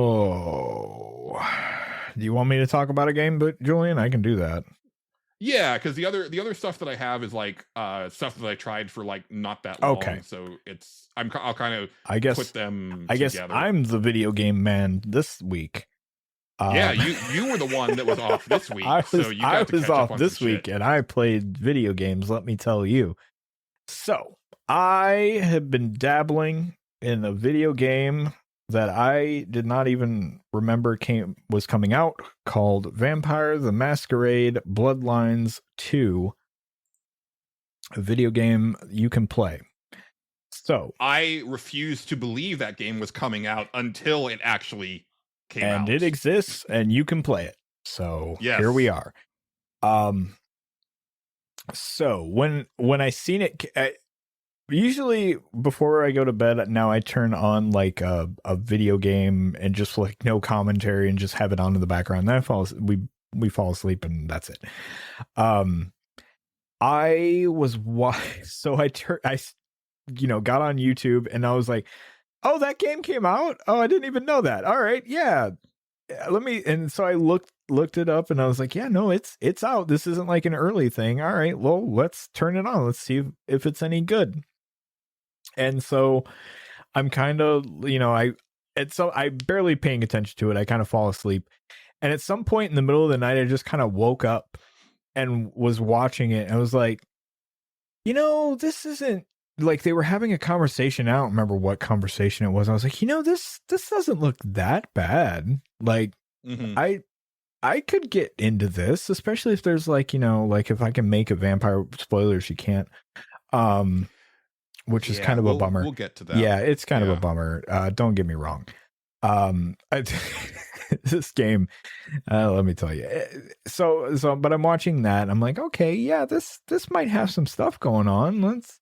And then I kind of watched the fighting. I'm like, oh, that fighting doesn't look super great. I don't know about that, but okay, yeah. But when I watched the GameSpot review, I saw a part where you can go into slow motion and like basically paint targets with like multiple things, and then when you let go, you just do like a rapid flurry punch, and that looked all right to me. Yeah, it has some stuff. You can combine some powers and do some stuff in it. I'll get into it, but I watched some of the combat. I was like, I don't know, this combat looks kind of odd and awkward. Maybe it's okay, but maybe like I can do something and get through it, and the conversations and RPG stuff will be fun. And then I was like, but let me look at a review as well. And so I read through the review. And I was like, I think it was like the IGN review, and I don't remember who did it. And I'm reading it, and they're kind of going over like their score was, it was a 7 out of 10. That was GameSpot as well. Yes. Yeah. Both of them were 7 out of 10. And I reading through it, and they're kind of like, okay, it has some really cool stuff in here, and then but there's also some shit that's not very good. And I was like, okay, I'm just gonna try it. I'm just gonna go for it. I'm just gonna bite the bullet and see what it is. And so I started up and I'm playing it, and I'm like, it immediately kind of goes into like combat and, you know, the movement and all that stuff. And not immediately, it's more movement, and, you know, then we get into combat a little bit later and the stealth mechanics and all this stuff. And I'm like, oh boy, none of this feels very good. I'm not even. Oh no. Yeah. Okay. So I this is going to be one of those games, Julian, where I'm like, but hear me out. Okay. Right. Because I'm thinking, my view is that this might be one of those 7 out of 10s that is like one of my favorite things of the year. I could see that for me. Okay. I am sort of in that ballpark right now where I'm like, I'm going to be frank. I think the combat kind of sucks. I think it's kind of. Can I still be Julian? Sure. Yeah, absolutely. Okay. Thank you. You absolutely can. I'm going to say that I personally think the combat is really not very good. I think all the encounters are very poorly designed. I think the stealth is kind of miserable and kind of not great at certain points. They kind of almost like completely throw it out the window at certain points, and there's like whole powers dedicated to it, and it's just like, oh man, the game's kind of a mess, but there's something to it. Yeah. And it's hard to explain exactly what it is, but like I said, like, so I started the game out, and it kind of like nudged me here, because it just like, I always go by like, whatever you have highlighted as your difficulty, that's the one you probably want me to start on, and it starts you on easy. And I was like, that's interesting. So and so I'm like, okay, I'll start on easy. And it's like, you can turn it up or down when you get to a certain point. I was like, okay. And so I had it on easy, and I'm like, okay, the combat is kind of a mess. The combat is, so everything's in first person. There's no third person aspect, but it's all melee focused. So a lot of the combat is you punching people and them punching you back. And you can weaken them, and then you can feed on them like a vampire, and that will restore your health and also sometimes restore your ability. Like you have pips on your abilities that'll also go up every time you do that, depending on who you feed on. If you feed on like a random citizen, sometimes it'll like restore all of it. It's a whole thing. But the funny part is, so you'll be in the middle of like just a bunch of fucking dudes, and they're all fucking swinging on your ass, and they're all swinging at once. They are not taking turns. They're all swinging on you at once. And so like, you'll stop and feed on a guy, and they keep hitting you, and it keeps counting as you're doing it. And I'm like, oh, that's a mess. That's just a mess. Yeah. Then you get into certain encounters where people have guns, and sometimes it feels like you can get the gun away from them, but sometimes you can't. And they wanted it to be like, okay, you can move faster than these guys. You have like this dash ability, and the dash ability is cool, but like, it's on first person, so you'll dash to the side, and suddenly you're like, and I don't know where that guy is, or I dashed right past him, or it feels awful. To the point where I got, I think it was today. I was in this encounter, and I was fighting these things that you couldn't feed on because they were like vampires, so you can, get their blood to do stuff. And you have to rely kind of on health potions. And then all of a sudden in the middle of the encounter, they drop dudes with guns in that I could feed on, but I was also getting beat the fuck up by these other things that hit really hard. And I was like, I died like 2 or 3 times. I was like, what is there? There's something easier than easy, right? And there is, and it's casual. Oh shit. Okay. And that, so it's one of those situations where they just named their difficulty settings weird. It kind of feels that way. I don't know. It's either that, or they just realized at some point in the development that, hey, our combat kind of sucks, and we don't know how to fix it. So let's just start people here, because that might be the easiest way to get through it. And once I put it on casual, I started killing everything in like 2 hits, and I was like, oh, now I'm actually having kind of fun with it. It was like, then I was like, now I feel like an elder vampire. That's what I am the whole time. This is kind of okay. And then I actually started like playing with the powers a little bit more. Like, instead of using the same, like, I had like one power that I started with that just turned out to be like the best thing in my entire arsenal, which was like, it was like a knife hand or something. And you would basically, like, you could get like 3 guys would just be on you, because again, they don't take turns, they all just rush you. And so like you'd get up like 3 guys just beating the shit out of you, and then you like knife hand all 3 of them. And that was that it never felt great, but it was like, this is my get out of jail free card, because I got fucking nothing most of the time. Like, I had a power that, like, I was like, I unlocked it. I was like, this thing's fucking useless. It's like, I'm sure it has a use, but I can't fucking figure out where the hell I would use this. It was like, it was to mute an enemy, so that enemy wouldn't make sound. Like, even if they shot their gun or anything like that, they would make no sound. And I was like, I could see where this would maybe be useful like one time, but I accidentally cast it every time, and it's just fucking me over every time. It's just not doing anything. So like, fine, now, like, over the course of the game, I have like actual things I'm like, okay, this is useful, the rest of this can kind of go to hell. And it's like I said, the combat, it's a fucking mess. You have to kind of feel it and experience it to know what I mean. Sure. The stealth is kind of like, it's kind of exactly the type of thing that you complain about a lot of the time, where it's like, you'll kill one guy and then immediately everybody's fucking on you. So it's like, what's the fucking point of trying to stealth my way through this? Like, almost every time, like, I killed a dude that was like 2 stories up, and immediately everybody was like, oh, they're here. And I'm like, what the fuck, man? Oh, yeah, that's up here. What the fuck?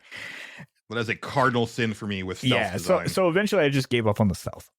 Or I'll be in stealth for like a bit and get like 1, possibly 2 guys. If I turn invisible, I can maybe get 2 or 3 before it runs out. But most of the time I'm just like, no, just run in here. Let's fucking go. Let's do this shit. It was fun once I turned it down to casual. I just rampaged through this one level, like, didn't give a fuck, and I felt great about it. Like, it was so much fun. I was setting off alarms. I didn't care. I was using my telekinesis to knock people off ledges, which that is fun. That is a neat little bit of thing that you can do. You don't have weapons in the game, but you can telekinesis. Like, if a guy has a gun and they drop the gun or the knife, you can pick the gun up and shoot people with it. I saw that in the GameSpot video, and I was like, that's like the way, like, so what I saw versus how you're describing it are 2 very different things. Because I'm watching the video, I was like, this looks fucking rad. Try it out. Maybe I'm just bad at video games, and that's entirely possible. I actually, it's funny because there was like a mutual that I have on Blue Sky who's been like very like high on it, and then also just my curiosity. It's been on my radar because I've always wanted to play the first game, and the first game is notoriously broken. Right. And so I was like, I had to get it. And so it arrived today, but like I haven't, it literally arrived like right before we started. And again, my thoughts on this game are very complicated, because overall I'm actually like having a good time with it and think it's really cool and want to see where it's going. My number one thing is, like, as a sequel to what it is a sequel to, as a Vampire the Masquerade Bloodlines, right? A very storied RPG, I guess, is kind of how I put it. Like, where it's like, I would call it a beloved cult classic. A beloved cult classic. There we go. That's good. Yes, that's kind of exactly where it's like, people really like it. You can really do some wild shit in it, but it's ultimately a very broken mess at its core. You know what I mean? Like, you have to, if I remember, and always was, apparently. Always was. Yeah. And like, in order to play it, you have to download an entire like pack of a shitload of mods, and all they are like bug fixes and shit to make the game work. It's not shit people added. It's just they fixed the game, basically. Modders fixed the game, and now you can play it. So it became what it is. As a sequel to that, like as a thing where it's like, oh, we're gonna put out this thing that's like known for being like, or for how open it is and all the shit that you can do in it. I think it fails in that respect. But yeah. Oh, continue your thought. yeah, but like as a, you know, video game that like, you know, I thought was going to be like, you know, kind of a broken mess, I guess. There's something to it. I feel like if you were to release this and not put that name on it, I would have been like, wow, this is a really interesting little thing that they did here, because it's got some shit, but I don't know. It's hard to explain.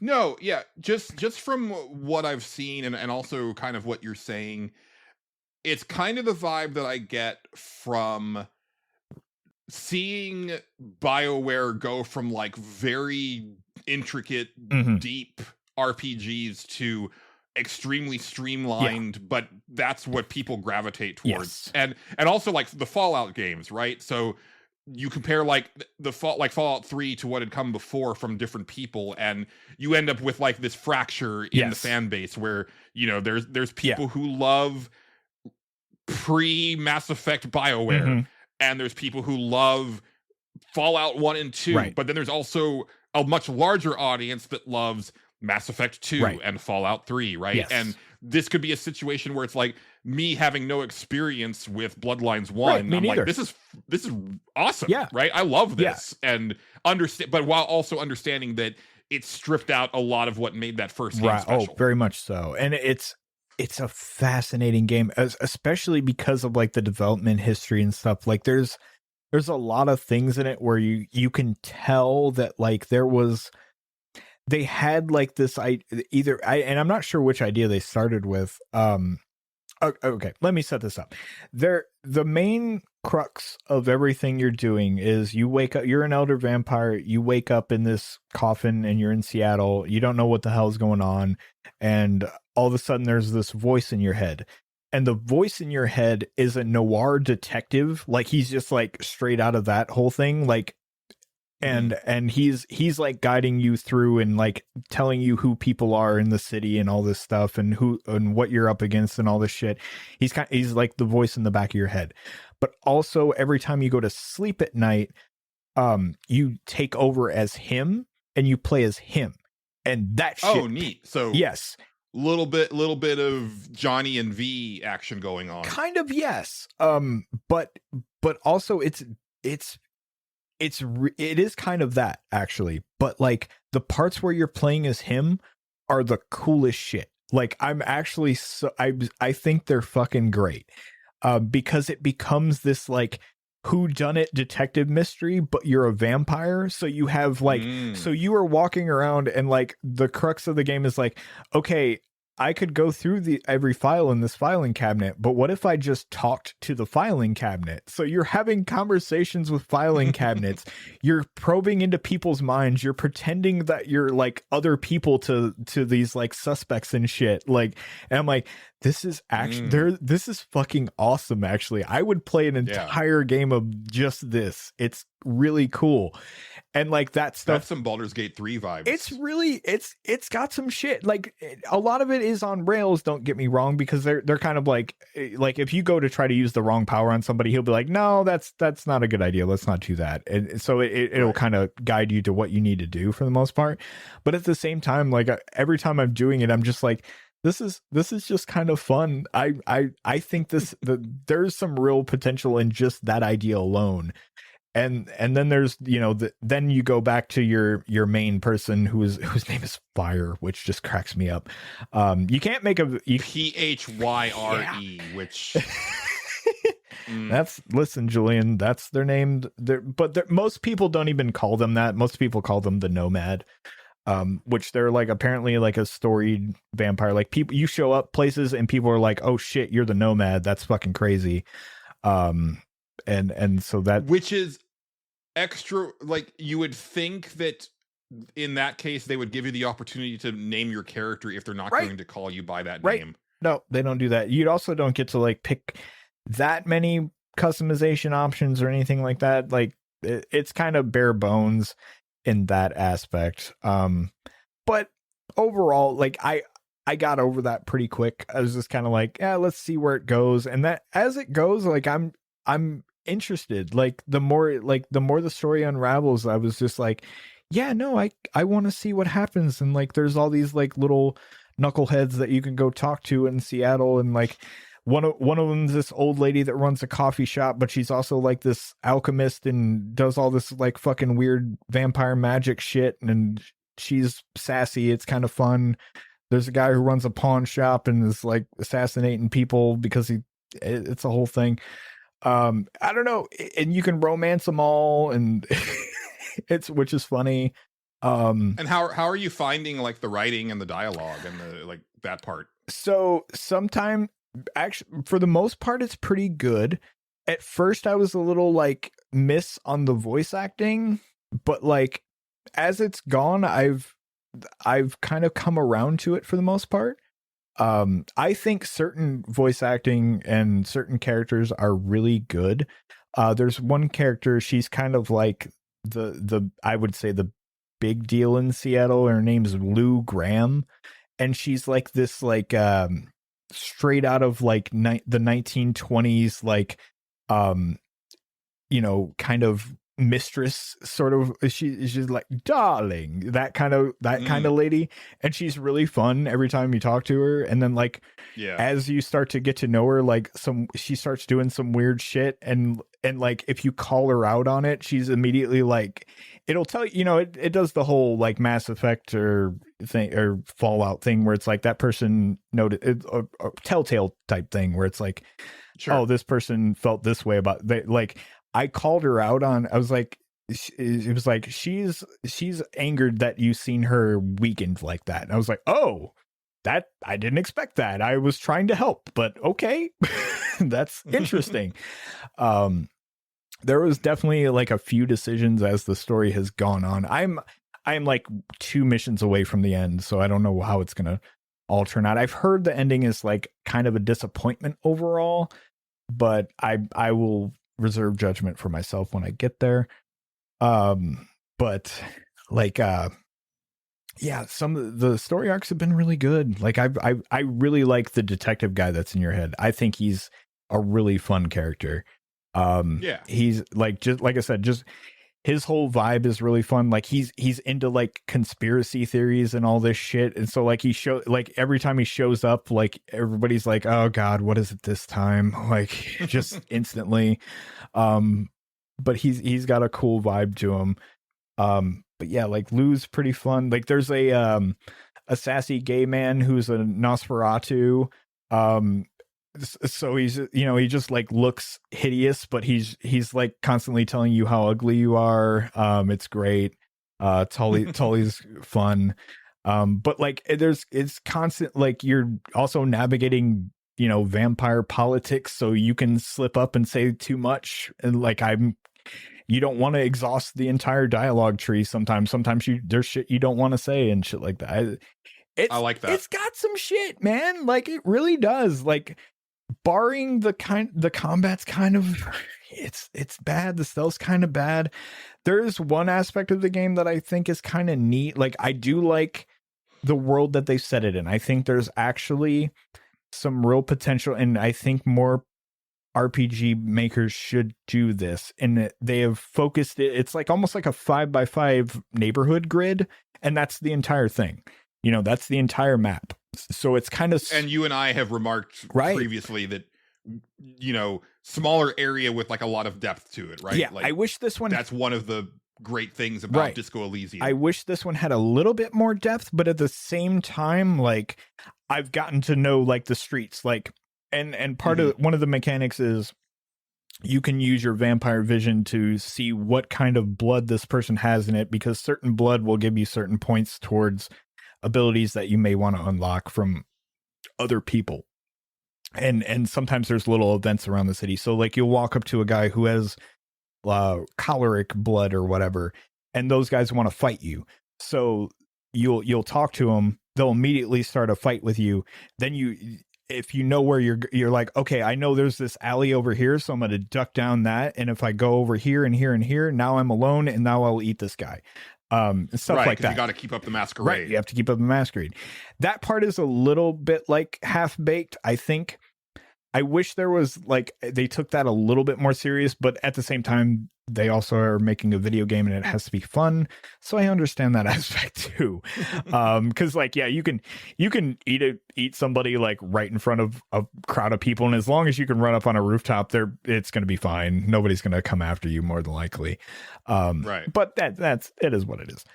But yeah, like the getting to know the alleyways and stuff like that I've found really fun, and like I even like some of the interactions of like there'll be if basically there's 3 different types of blood. There's choleric, which those are the guys that'll fight you. There's like a purple type, and I forget what they call it. They're like sad people. So like you'll talk to them and then they'll run away from you because they think you're trying to kill them. So you have to wait for them to go down an alley before you can get to them. And then there's the horny people that will just immediately start hitting on your character and then follow you no matter where you go. And those people are fun too. I don't know. It's got some ideas. It has some ideas. The Phantom has even more in store for you this week. Fuck you, Stage Select. Fuck you. What the? Oh no. Phantom. Get back here. Get back here.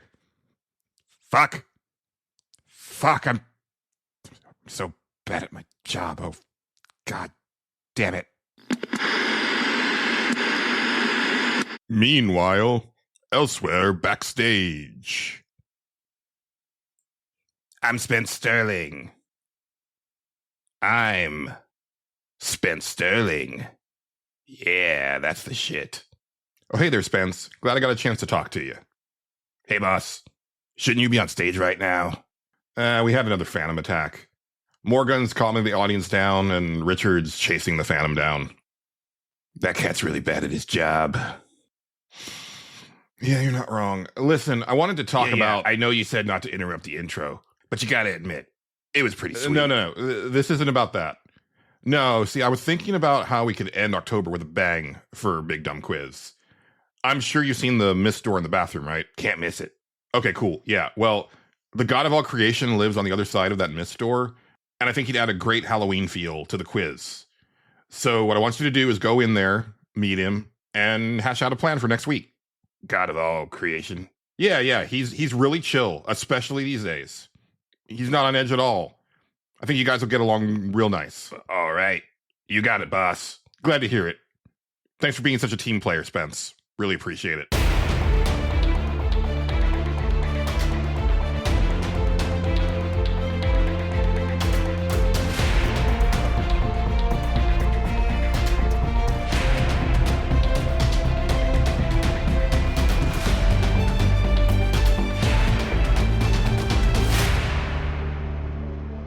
Jesus Christ, we're back again. Yeah. I don't know what's happening. I feel like I'm in Sin City where the bad old days are coming back, Justin. Yeah. Yeah. We haven't had this level of issues in a long ass time. It's been a bit. And now I'm concerned that it's like my laptop and I cannot afford to replace this sucker anytime soon. Yeah. This was an investment. It was supposed to be like a 10-year investment. That's yeah, laptops are they don't make them like they used to, I don't think. Yeah. Trying to remember when I got this one. I want to say it was before I moved in here, or it might have been like right after. No. I think it was before. I think it might have been. Before. I can't remember exactly. Yeah. So it's probably about like 5-ish years old. Yeah. Now. Yeah. That's about how long they last these days. At least I think. I don't know. I haven't owned a laptop in quite some time, so. Yeah. With projected console prices the way they're looking, it might be that, I end up, it's like, just not going to get a console for a while. Yeah. Invest in it. Well, because I need this for podcasting anyway, so. Yeah, very much true. Did you have anything else about Bloodlines 2 that you wanted to Masquerade Bloodlines 2. No, I think I hit everything. That game is a 7 to 6 out of 10. But I like it. But with special, like a shiny 7 out of 10, right? It's got some stuff going on, and I think overall it is worth getting or trying out. I think it's one of those things that most people listening to this, I would suggest if you were curious about it, I would wait till it's like on a sale, maybe, because it seems like the perfect game to buy on sale and then try out, because like it's got some cool shit. It's not a perfect game, but it, like, compared to, I guess like not being a video game and all the development hell that it went through, it's definitely not what probably a lot of people wished it would be, but like there's something to it. There's something, but it sounds like it's also not the train wreck that I was expecting it to be. No, it's not. And I'm playing it, and I should also mention I'm playing it on Xbox because I was playing Expedition 33 and got done with that. I was like, well, what else? I guess I'll just play it on this because I don't feel like booting something else up. It does have some performance hits every now and then, at least on there.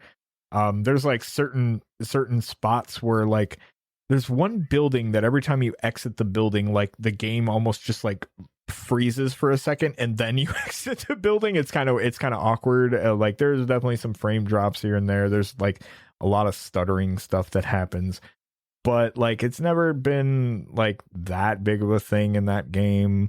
At least not that not that I've had. I haven't had it crash on me or anything. So there's that. That's usually a big plus. It doesn't perform great, but it performs how I guess I kind of half expected it to. Right. Probably on like if you have a decent PC or if you have or maybe PlayStation 5 is better. I don't know. But on Xbox, it definitely has some performance shit. I know that's like the I guess lowest tier of performance stuff that usually they have a lot of problems on the Xbox with performance shit, but I'm definitely having it here. You definitely notice it a lot of the time, but at the same time, I'm just like, yeah, I don't know. I'm still just having fun with the game. So I just kind of keep going, and I'm really curious where the story is going. And I like a lot of the characters. There might be some that I even bring up at the end of this year. So, cool. Yeah, for sure. Yeah. I will say that, it was like a really superfluous purchase. Yeah. But the PS5 Pro has paid dividends in the sense that I'm just not seeing a lot of the shit that people are talking about. Like, I know Silent Hill F was supposed to have like a lot of problems, and it's like, I didn't notice a thing. Right. Like it was great the whole way That's through. Good. That's really good. I was listening to Pat on Castle Super Beasts this week, and he kind of confirmed what I thought. And he's like, I don't want to talk to you unless you've actually like gone through the game entirely to see all of the endings and not just watch them on YouTube, because the game fundamentally changes like on playthrough to playthrough, like near. So I'm like, okay, yeah, I really do need to go ahead, because he was like, it took me 40 hours to see everything. I'm like, okay, I need to go ahead and treat it like Nier Automata and just like I'm not done, right? And so I need to go back to that. Got you. It was a great, like, I'm satisfied with. Sure. I understand. But knowing that there's more and already seeing how different it is, like, I definitely want to see where it goes. Yeah, that's cool. Yeah. Vampire the Masquerade Bloodlines 2.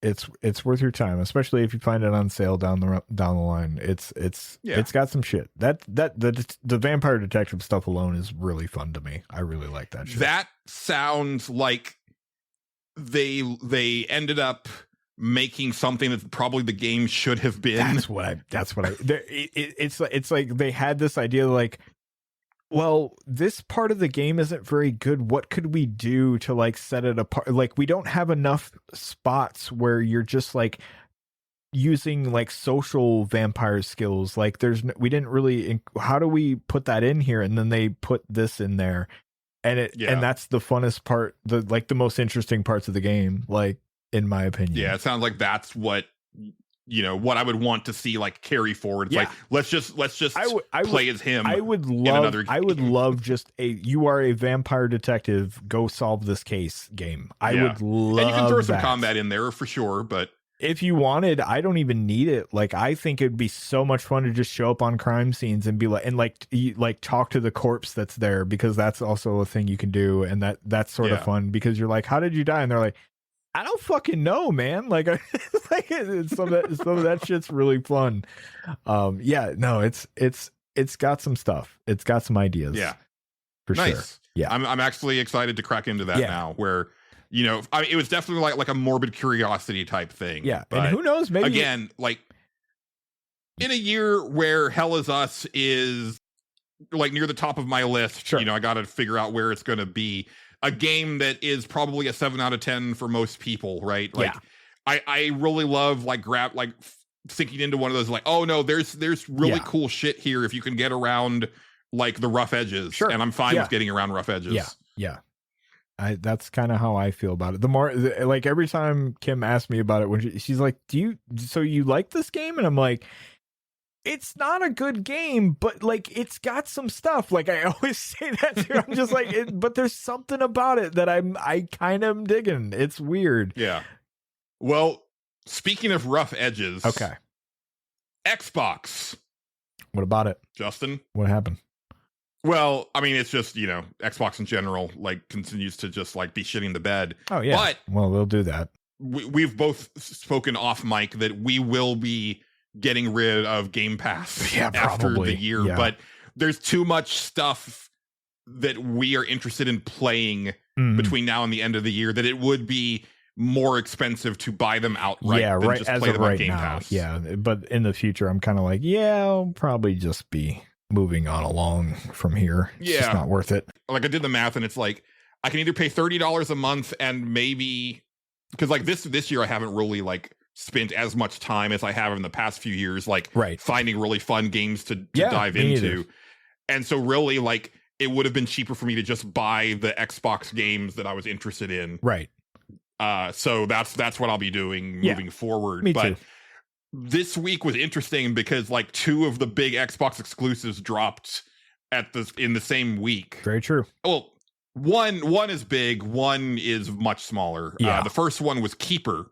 Okay. Which you said you didn't know, but you actually do. This is that Lighthouse game from Double Fine. Oh, yeah. Okay.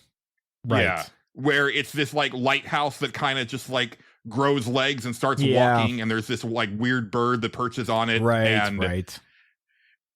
It's interesting. It's definitely one of those games that I feel kind of stretches the concept of what game means. Sure, yeah. I know how that is. So it's really pretty, and it's one of those like it's one of those games where like the storytelling is all done by just like you got to read into it, because there's no dialogue. Obviously you're playing a lighthouse and a bird.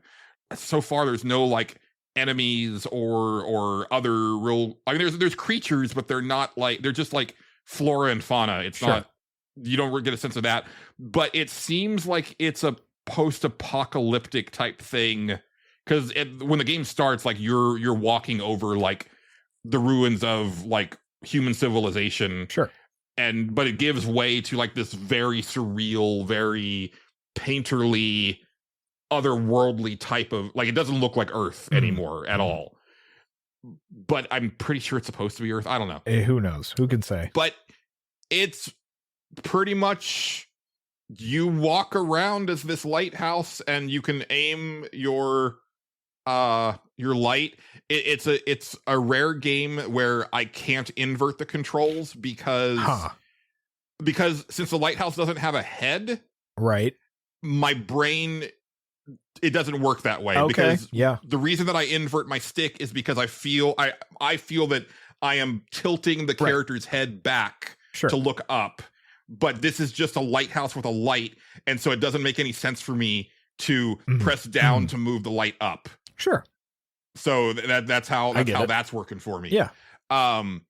But yeah, you solve puzzles by shining the light on things.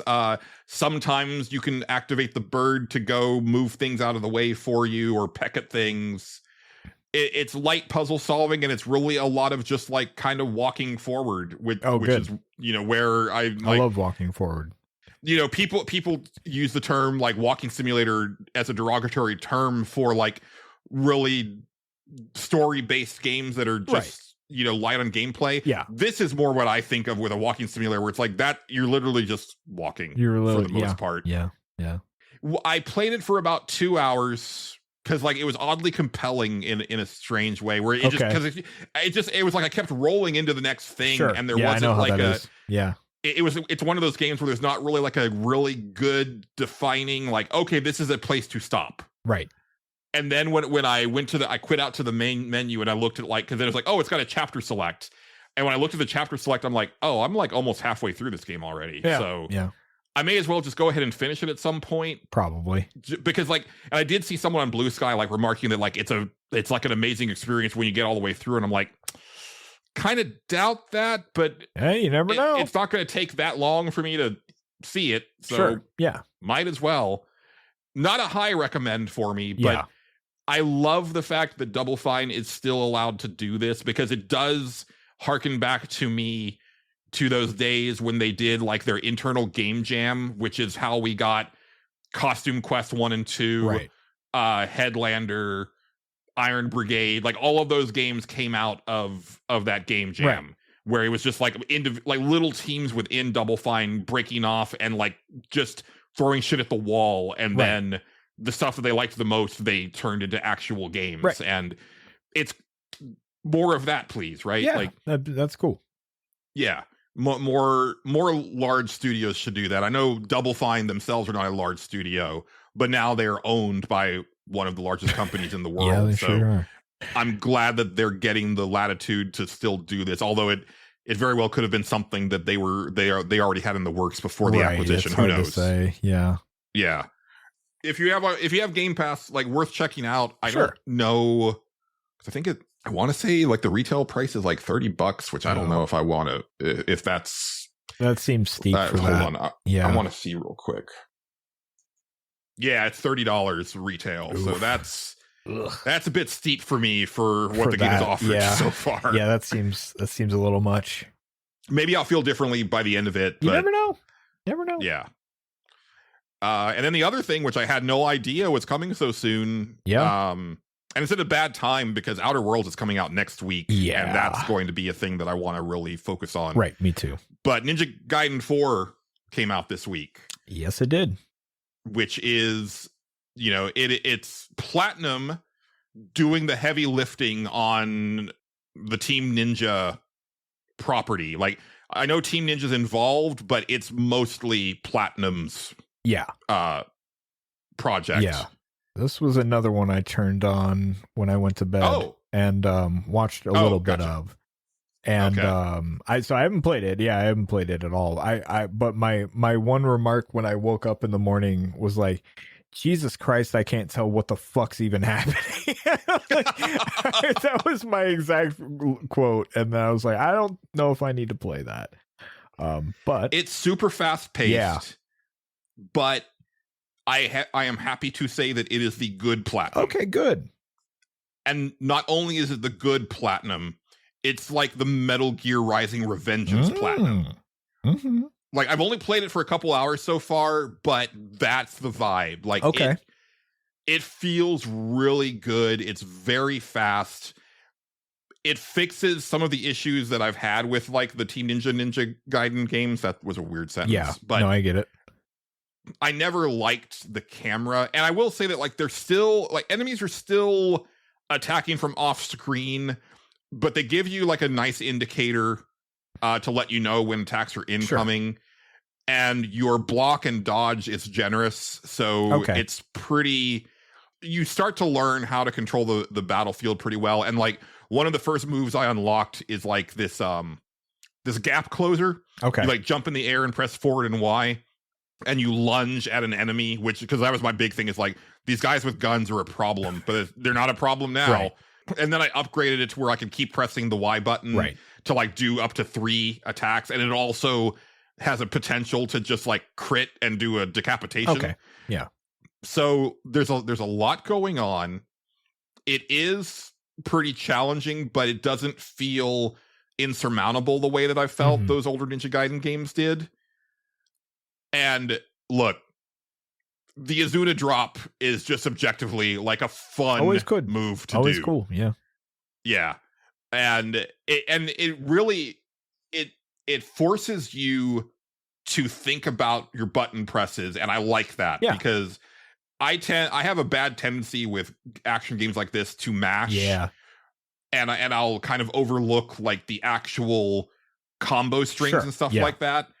But this move is kind of clutch because not only does it kind of lock you into an animation that protects you for a little bit, Right. but it does big damage to the one that's being dropped and also does splash damage to the group around you. Okay. And you're in group fights a lot. So it's like to your advantage to just be Izuna dropping, like a motherfucker left and right.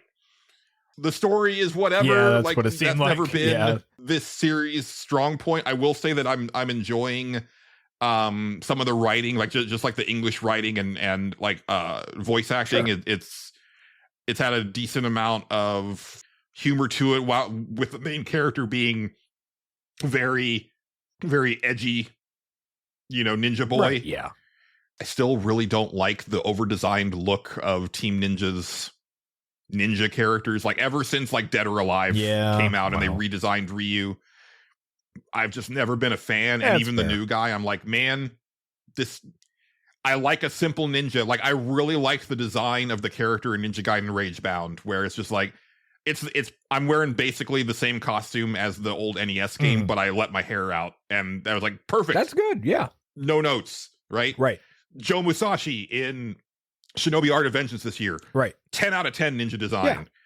Yeah. And this, I'm like, okay, yeah, you're really trying hard. Well, they have to do something, I guess. I don't know. I guess. And it wouldn't be the Dead or Alive universe without like just redonkulous tits bouncing in your face. I did see that when I woke up one time. I won't lie. Yeah. But yeah, not much to say about it right now, but I want to play more of it. I think it's pretty fantastic. Okay, and cool.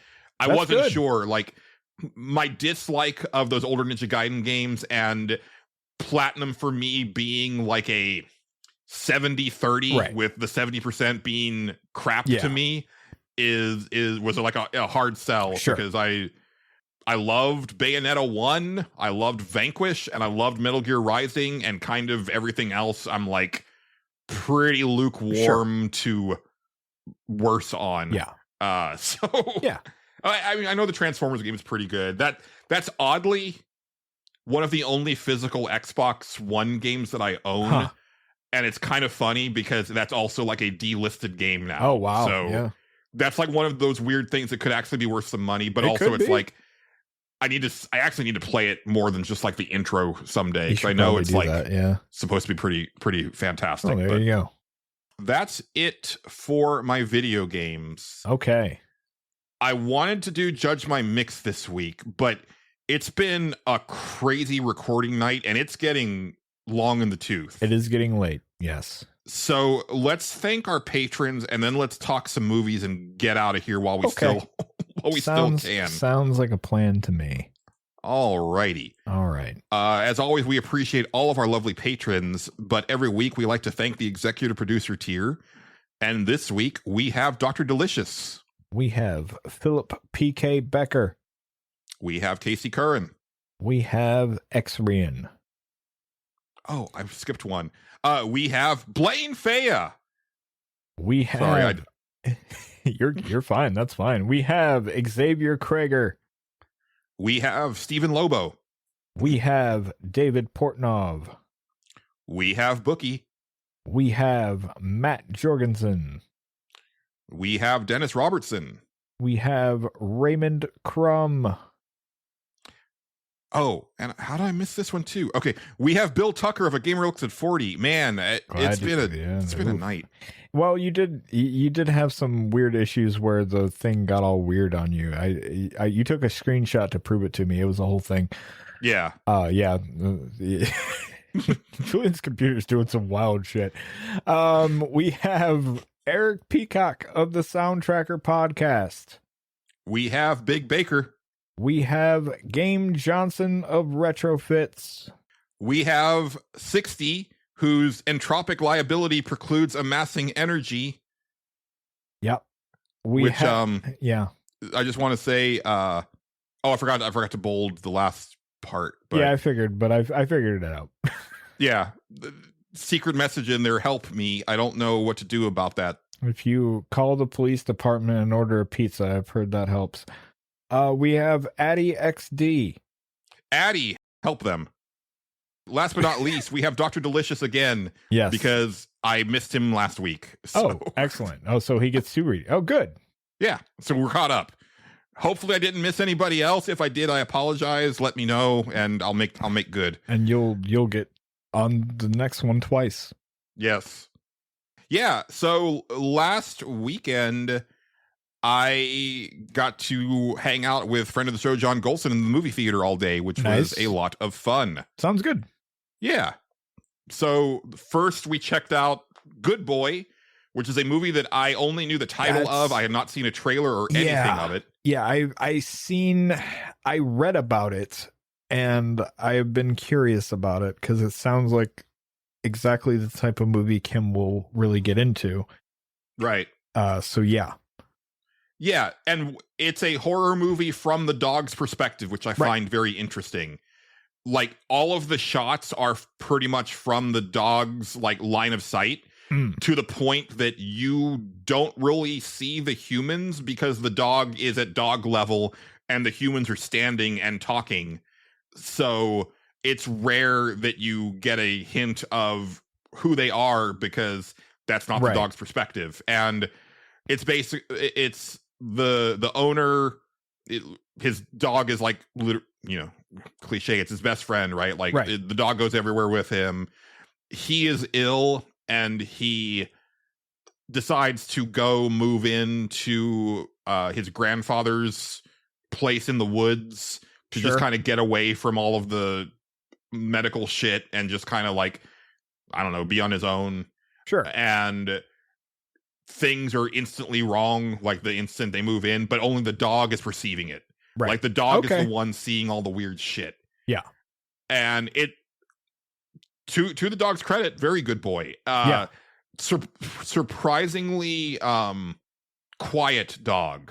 Interesting. A lot of just like introspective. I mean, well, you perceive it as being introspective, but just like a lot of like shots of the dog just like curiously looking at things and not really barking at things. Like, it's like when you hear it bark, it's almost like, whoa, like, it's actually like, what's going on, that he's really like disturbed now because he has not like had a peep, for large parts of the movie. Interesting. That's about where the interest part ends. Sure. Okay. Horror wise, it kind of does the same bit over and over again. Okay. With no real escalation, or like at the end of the movie, I felt that you either get rid of the owner being sick or you get rid of the horror, which obviously defeats the purpose of the movie. Sure. Because they seemed disconnected in a way that it was like, I can kind of, and also I really disliked the owner. He's just kind of an asshole. Oh, good. I know I'm supposed to like kind of sympathize with you, but my only concern is that you're going to die and leave this poor dog by itself. Right. Yeah. And I'm more concerned about the fate of the dog if that happens. I don't really care what happens to you because you seem like kind of a terrible person. And granted, they're going through a lot of shit, so I get that. Sure. But it's still the impression that I have of the character. Okay. Yeah. And when it was over, it was kind of funny because like the credits start rolling and then it's like the director doing like this weird behind the scenes of the movie that I've never seen before, because he was like, hey, thanks for coming to the theater to watch this movie. Let me tell you how we made it. That was a lot of the writing that I read. Yeah, was like how the guy made it. So yeah, because it's his dog or their dog. It's a married couple, and they basically filmed it over the course of 3 years in like 1 to 3 hour segments. And, you know, they showed them like just kind of like trying to get the reactions of the dog that they wanted. And then he's like, yeah, this like 8 seconds of footage took like an entire day to get right. And it's like, okay, I mean, that's cool. But at the end of the day, it's still just kind of like this weird like concept movie that I will forget after this episode goes up. It's like this like indie film type thing. Like, that's cool that they did it. It's a cool idea, but like I think it was such an interesting idea that like it kind of got legs from that, because like I said, I read about it because of the idea and how they made it. I was like, oh, that sounds like it might be neat.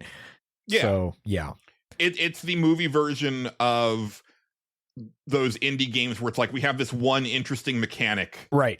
Yes. And we built the entire game around it, and we also have this quirky art style, and that gets us like, you know, 60% of the way there, but then the other 40% of it is just missing. Yeah. Yeah, that's kind of that. Exactly. Yeah. Yeah. And then after that, we rolled in to watch Good Fortune, which was kind of funny to see 2 movies starting with good back to back. But this was the Keanu Reeves Angel movie. Oh, yeah. Yeah, this looks funny. Yes, which was great. Nice. Good. I had a lot of fun with Good Fortune. I love Keanu Reeves just in general, but I especially love Keanu Reeves when he gets to do comedy. And it was when I watched Bill and Ted 3, that was where I was like, oh, right, Keanu Reeves is really funny. It's just that he's been John Wick and Neo and Constantine for so long that I had forgotten. Right. And he's so disconnected as this angel, and the performance is really great. I kept thinking of Abramo through the whole movie. So the setup is that Aziz Ansari is he's this dude that's really just trying to make it. He's working like multiple jobs. Like he does like basically like Fiverr, he does like a bunch of random jobs whenever he can, and then he also door dashes on top of that, while still trying to find like a third job to actually like try to make his bills. He is a working homeless. He's living in his car, you know, very honestly. This movie, like, it's one of those things where it's like, I really hope this starts to radicalize some people, because like my big takeaway from the movie was like, God, we're just fucking, everything is fucked, and we're doing it all fucking backwards and making all the wrong decisions. It's a very pro-union movie, but also like acknowledges how difficult it is to start a union, and even how very much the people that the union are supposed to help get so easily dissuaded from the union because of society, right? There's a big core of that to it. Yeah. But Aziz Ansari's character ends up doing he does like a Fiverr gig for Seth Rogen's character, who is this like tech bro. Right. And he hears him mention that his personal assistant, he had to let him go or whatever. And so Aziz is like, hey, how about you hire me? And he's like, okay, let's do a trial period. Sure. And one thing leads to another, and it doesn't go well. And Aziz Ansari's character is starting to like really like contemplate like a dark end. And importantly, Keanu Reeves's angels, like the angel, his name is Gabriel. His whole thing is stopping people from dying from texting and driving. That is his only job. Okay. He's not supposed to interfere in anything else. He's not supposed to make himself known. He's not supposed to talk to people, but he wants to do more, and he feels that he can save this lost soul. Sure. So he switches Aziz's character's life with Seth Rogen's character. Sure. And it backfires because Aziz Ansari is like, shit, this is the bomb. Like, I love this, right? And then it goes from there. I think my favorite part is Gabriel ends up losing his angelhood because of messing up so badly, and then learning what it's like to like just like live as a human. And also he's kind of paired up with Seth Rogen, who is now having to learn how to live like a poor. And just that whole dynamic is very fun. And there's a part where Gabriel tries a burger for the first time, and I'm watching it and I'm like, I feel like Keanu Reeves probably doesn't eat a fast food burger ever. So this feels extra like weird. Like, no, it's very funny. It's an understated type of humor, which I wasn't expecting. Good. But it's really well done, and I had a blast with it. So nice. Good movie. Big recommend for Good Fortune. All right. Check it out if you get a chance. Definitely will. And then we rounded out the evening with Black Phone 2. Okay. All right. Yes. Which I watched Black Phone purely because of the trailer of Black Phone 2. Sure. Okay. I had not seen anything about Black Phone other than like the poster. And I knew that like it was popular, but that was about it. And you know, I knew that it had like a pretty big following, but I just missed it. Yeah. And then when I finally watched it, I was like, yeah, it's good. Like it's fine. It's not anything to write home about. That's kind of what I thought too. Yeah. Yeah. This is fantastic. Really? Yeah. Surprising, but that's cool. It's one of those rare sequels that's like, oh, this you got a franchise now. This is okay. This is better in every way, and now I want to see another one. I don't necessarily need to see the grabber again. Sure. But the Finn and his sister Gwen, they're established now in this sequel as, you know, these siblings that have this connection to the other side and the way that works. And I'm like, I will 100% go watch another movie where it's just these siblings like solving the problems of ghosts. Yeah. Because I will, you know, you never know with child actors, like you never know how they're going to turn out.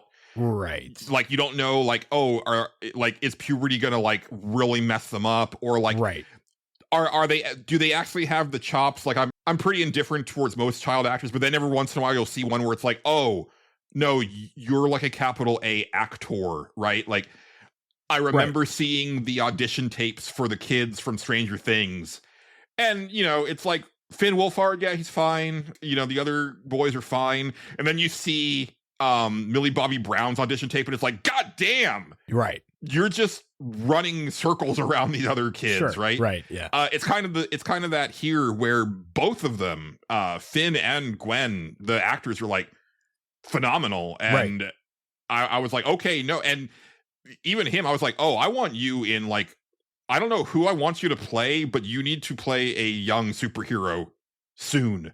Cool. Because you've got the look, you've got the gravitas. I'm picking up everything you're putting down. It's great. Cool. I found it to be scarier than the last movie. I think Ethan Hawke is like even better. Okay. This time around. And also it's a really cool way of bringing the grabber back, and it makes sense, and it actually totally works. That's what was like my biggest concern, because like the first one feels like a one-off type of thing. Like you can only and so I was like, how are they gonna make a sequel to this? This feels like a money grab type thing, but okay, that sounds good. Yeah. That's all right. Super happy with Black Phone 2. Okay, good. High recommend. All right, we'll definitely check that out then. I mean, we were probably going to anyway, even if you said it was bad. So, well, sure, yeah. I'm not gonna lie. Let's see, movies that I've been watching. I watched. So, last week I talked about we were watching Jaws. We then the next day decided let's just watch all of them. So we watched all the Jaws movies in sequential order. Finished the first one. First one, amazing film. Great film. Yes. Great fucking movie. I've never had a desire to watch any of the others. You don't need to. The second one is it's fine. It's a movie you can watch. It's not the worst thing you'll ever watch, but it's definitely kind of unnecessary. Mhm. The third one is the one where they're in like SeaWorld, and it is SeaWorld by name, which I found fascinating because Wow. I fully expected it to be like, oh, it's going to be like a SeaWorld type thing, right? We can't get. You're Yeah. never going to get a brand to sign off No. in this day and age of like, oh yeah, you want to have like these murders happen at our At our amusement park. Yeah, no, that sounds great. Yeah, let's do it. No, it was SeaWorld by name. I was like shocked. I was like, holy shit, I can't believe they actually did that. I kind of want to watch that now just for like the nostalgia, like to see old SeaWorld. Yeah, it's funny too. It is that, and it's also like it's almost like a really high tech ass SeaWorld. Like they have like a whole underwater like tunnel and shit like that. It's Jaws 3D. So there are certain shots that were meant to be like 3D and shit, which look hilarious now. It's not great, but it's funny. My personal favorite of the sequels, because of how bad it was the fourth Jaws, which is titled Jaws the Revenge. What a piece of shit. Okay. It's great though. It's great. So the entire thing is like they basically, I'll just spoil Jaws the Revenge a little bit. They kill. Oh no. Oh. I know, how dare I. They kill the son who's like, you know, he's in the first movie. They kill him off, like the youngest one, like right at the beginning. And then the mom, who is the returning mom from the original film and the sequel, because this family just has such a fucking problem with sharks, man. They just can't not have a problem with sharks. And like she's like, man, this fucking shark, I know it's coming for my family. And she starts getting paranoid about shit, and so she takes a trip to the Bahamas. Oddly enough, fucking Michael Caine is in the movie, which is fantastic. Like we're gonna need a bigger boat. Yeah, no, he doesn't. He's a pilot. That was more Morgan Freeman. He's a pilot who romances the mom. Because the dad died off screen because we couldn't get him back for this sequel, which it's also Michael Caine in his prime. It doesn't matter if she's married or not. She's gonna hit that. Yeah, it's well, I mean, it was about, I think this was like in the 90s, late 80s or early 90s, I want to say. But yeah, like Michael Caine is charming it up, and who's Mario Van Peebles is there, and he has that, and he has a Jamaican solo himself. Yeah, he has a Jamaican accent. It's, oh man, it's a fucking ride, dude. It's so dumb. Oh man, Jaws the Revenge. It's hilarious. The weirdest thing, you mentioned child actors, and this is what reminded me that I watched these movies. The girl in Jaws the Revenge, the little girl, is the voice of Ducky in Land Before Time, and she was a voice of something else too. And then I always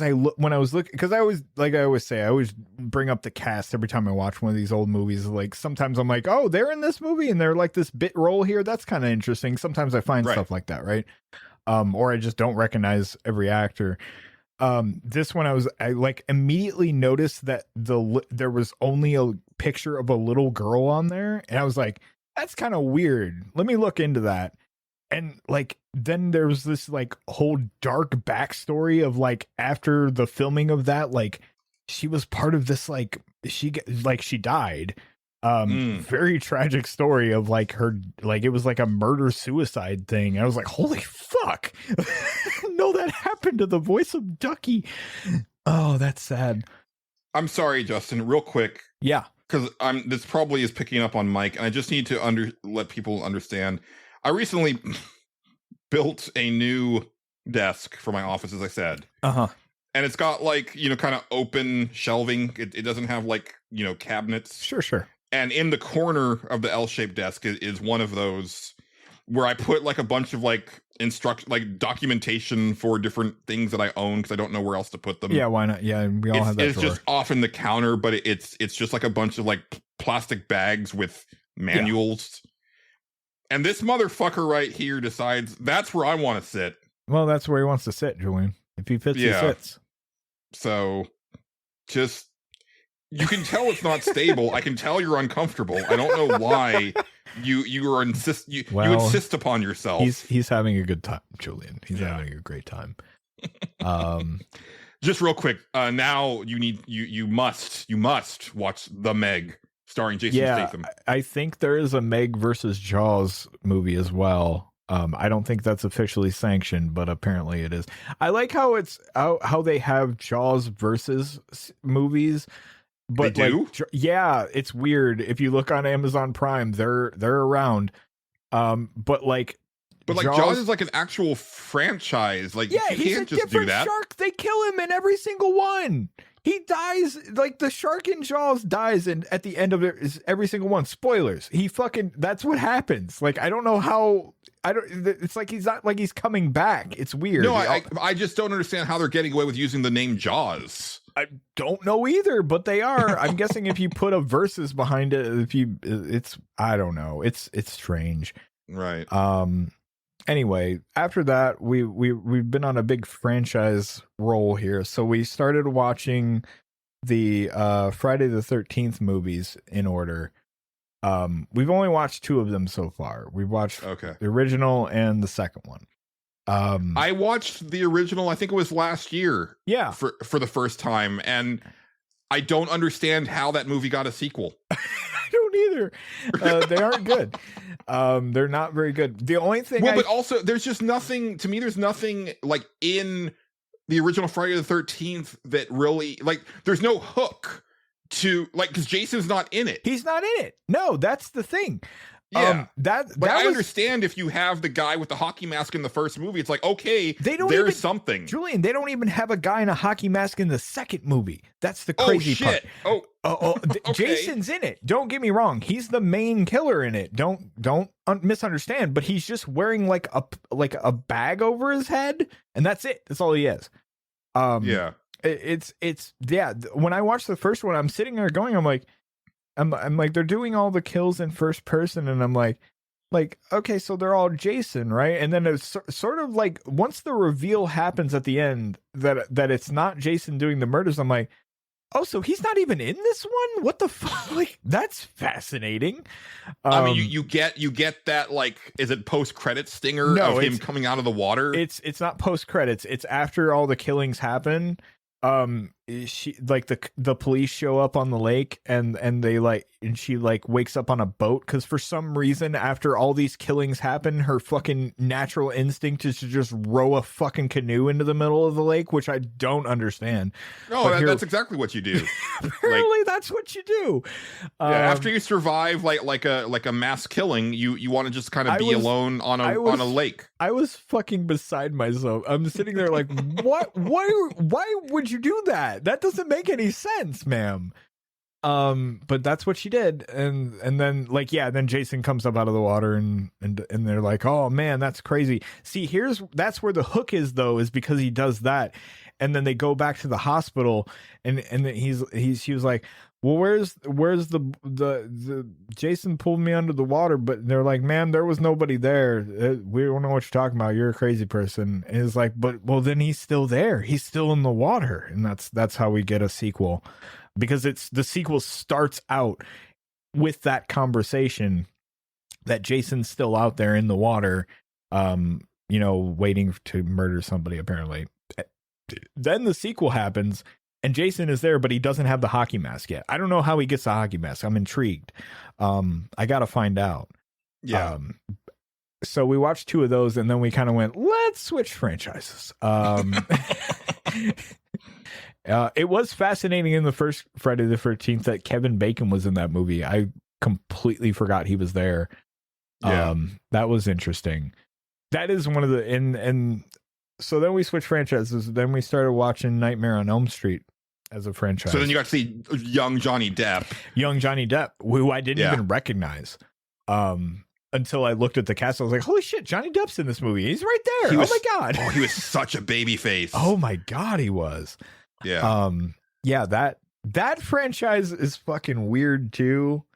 because at the end of it, they always kill Freddy, and then he somehow always like has the end, like right before the credits roll, he's gonna come back and he's gonna murder somebody, but then we just move on like nothing happened. It's really fucking weird. Those movies are funny as fuck though. Not like they're not funny because like Freddy's funny. I just think they're funny because like they just crack me up sometimes. Like my favorite one so far is the third one. I actually think the third one's actually pretty decent. That's the one that I want to see. I remember watching the first one a long time ago, like back when my friends were still living here and hadn't moved to Colorado.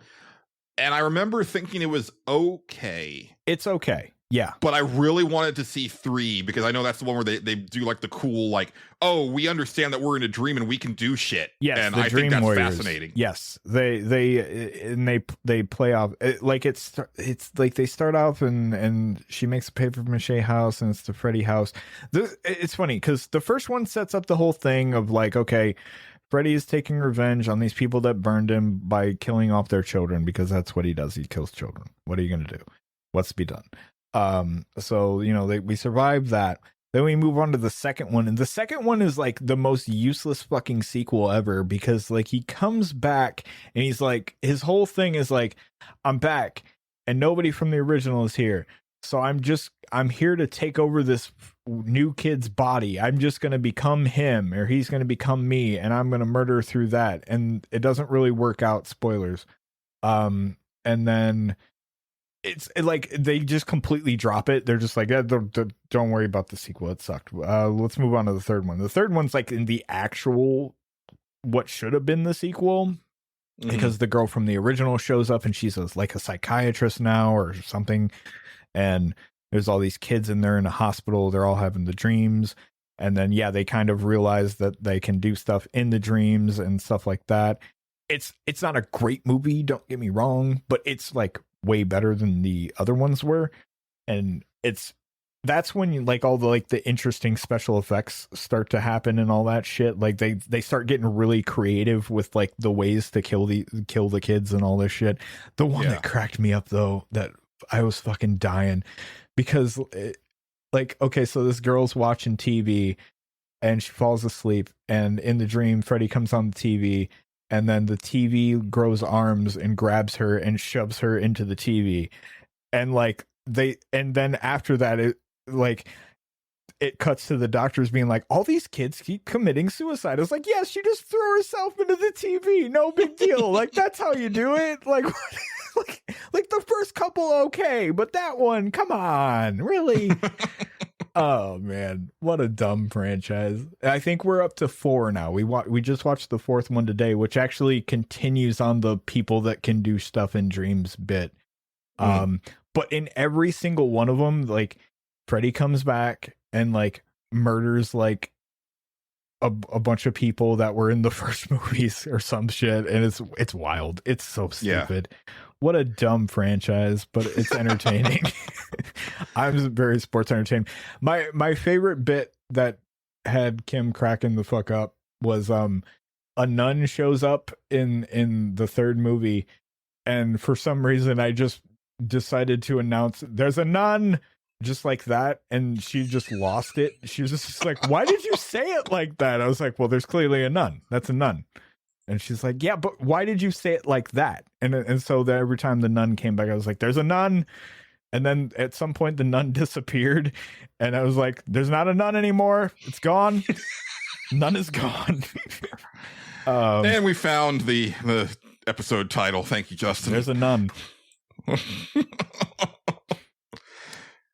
Has Kim expressed interest in showing Terrifier to you?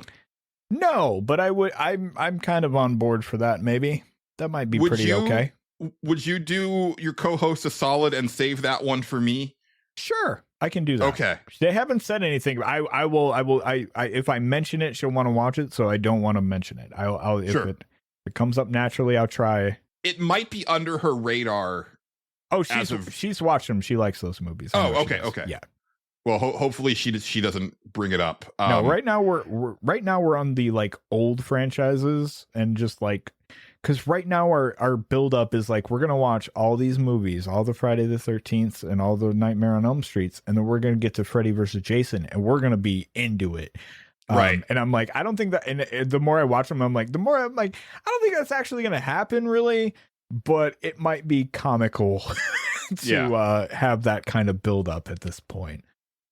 My reasoning for Terrifier is that I feel that series is, well, I think it's a great horror series, but it, much like Nightmare on Elm Street, it's not going to be a thing where you can recast that monster. Yeah. Like, they tried to do another, Freddy movie without Robert Englund, and you can't.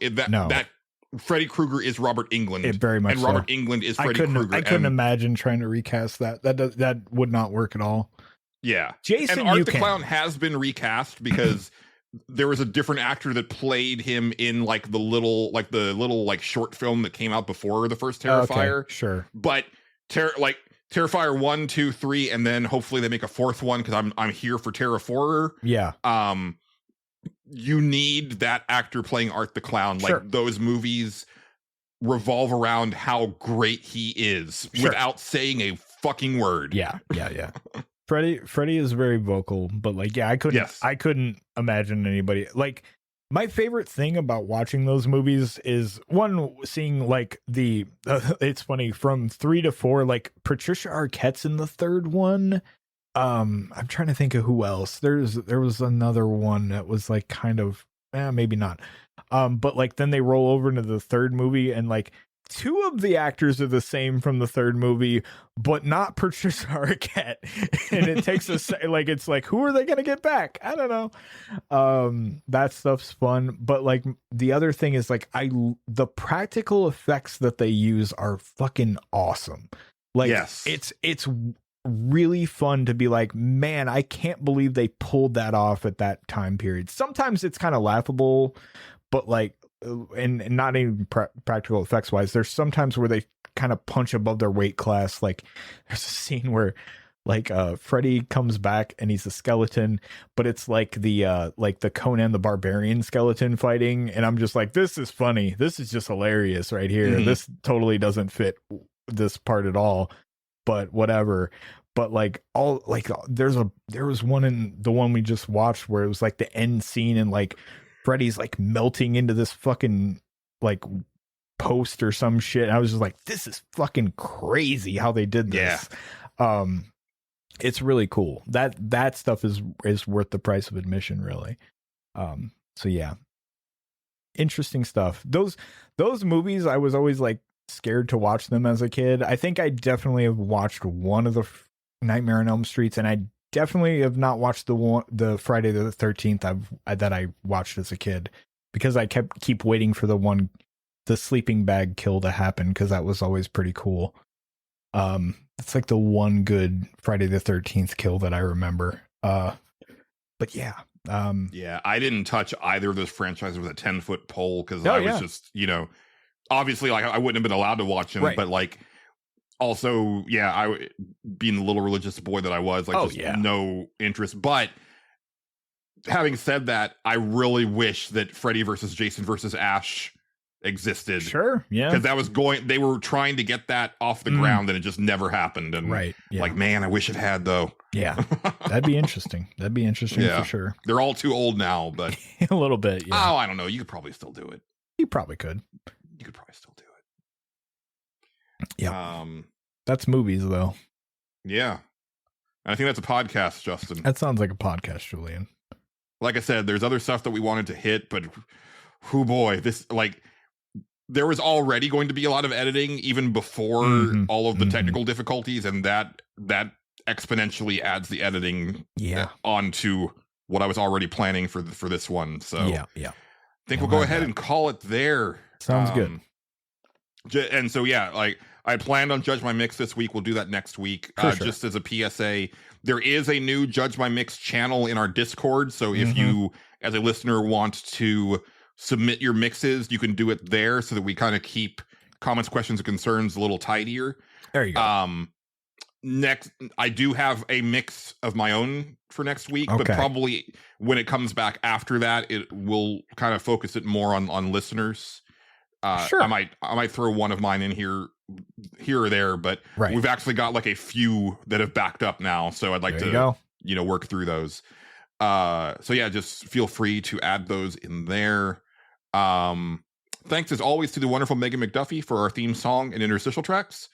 Thanks to friend of the show, John Gholson, for being our announcer and providing us with our logo and artwork. But that's going to do it for this edition of the Stage Select. I've been Julian Titus. He's been Justin Ham. Fuck you, Phantom. We've been the Stage Select. Signing off. Uh-huh.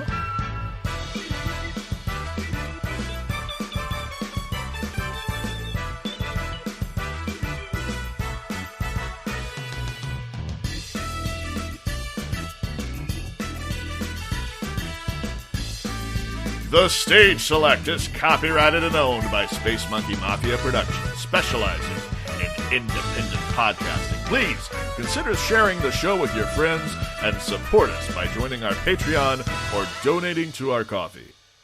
Thank you, and good night. All right. There's the Miss Door, just like Pudgy said.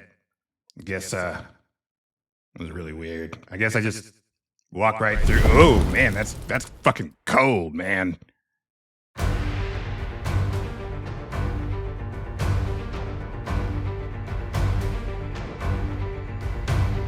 Whoa, big boy.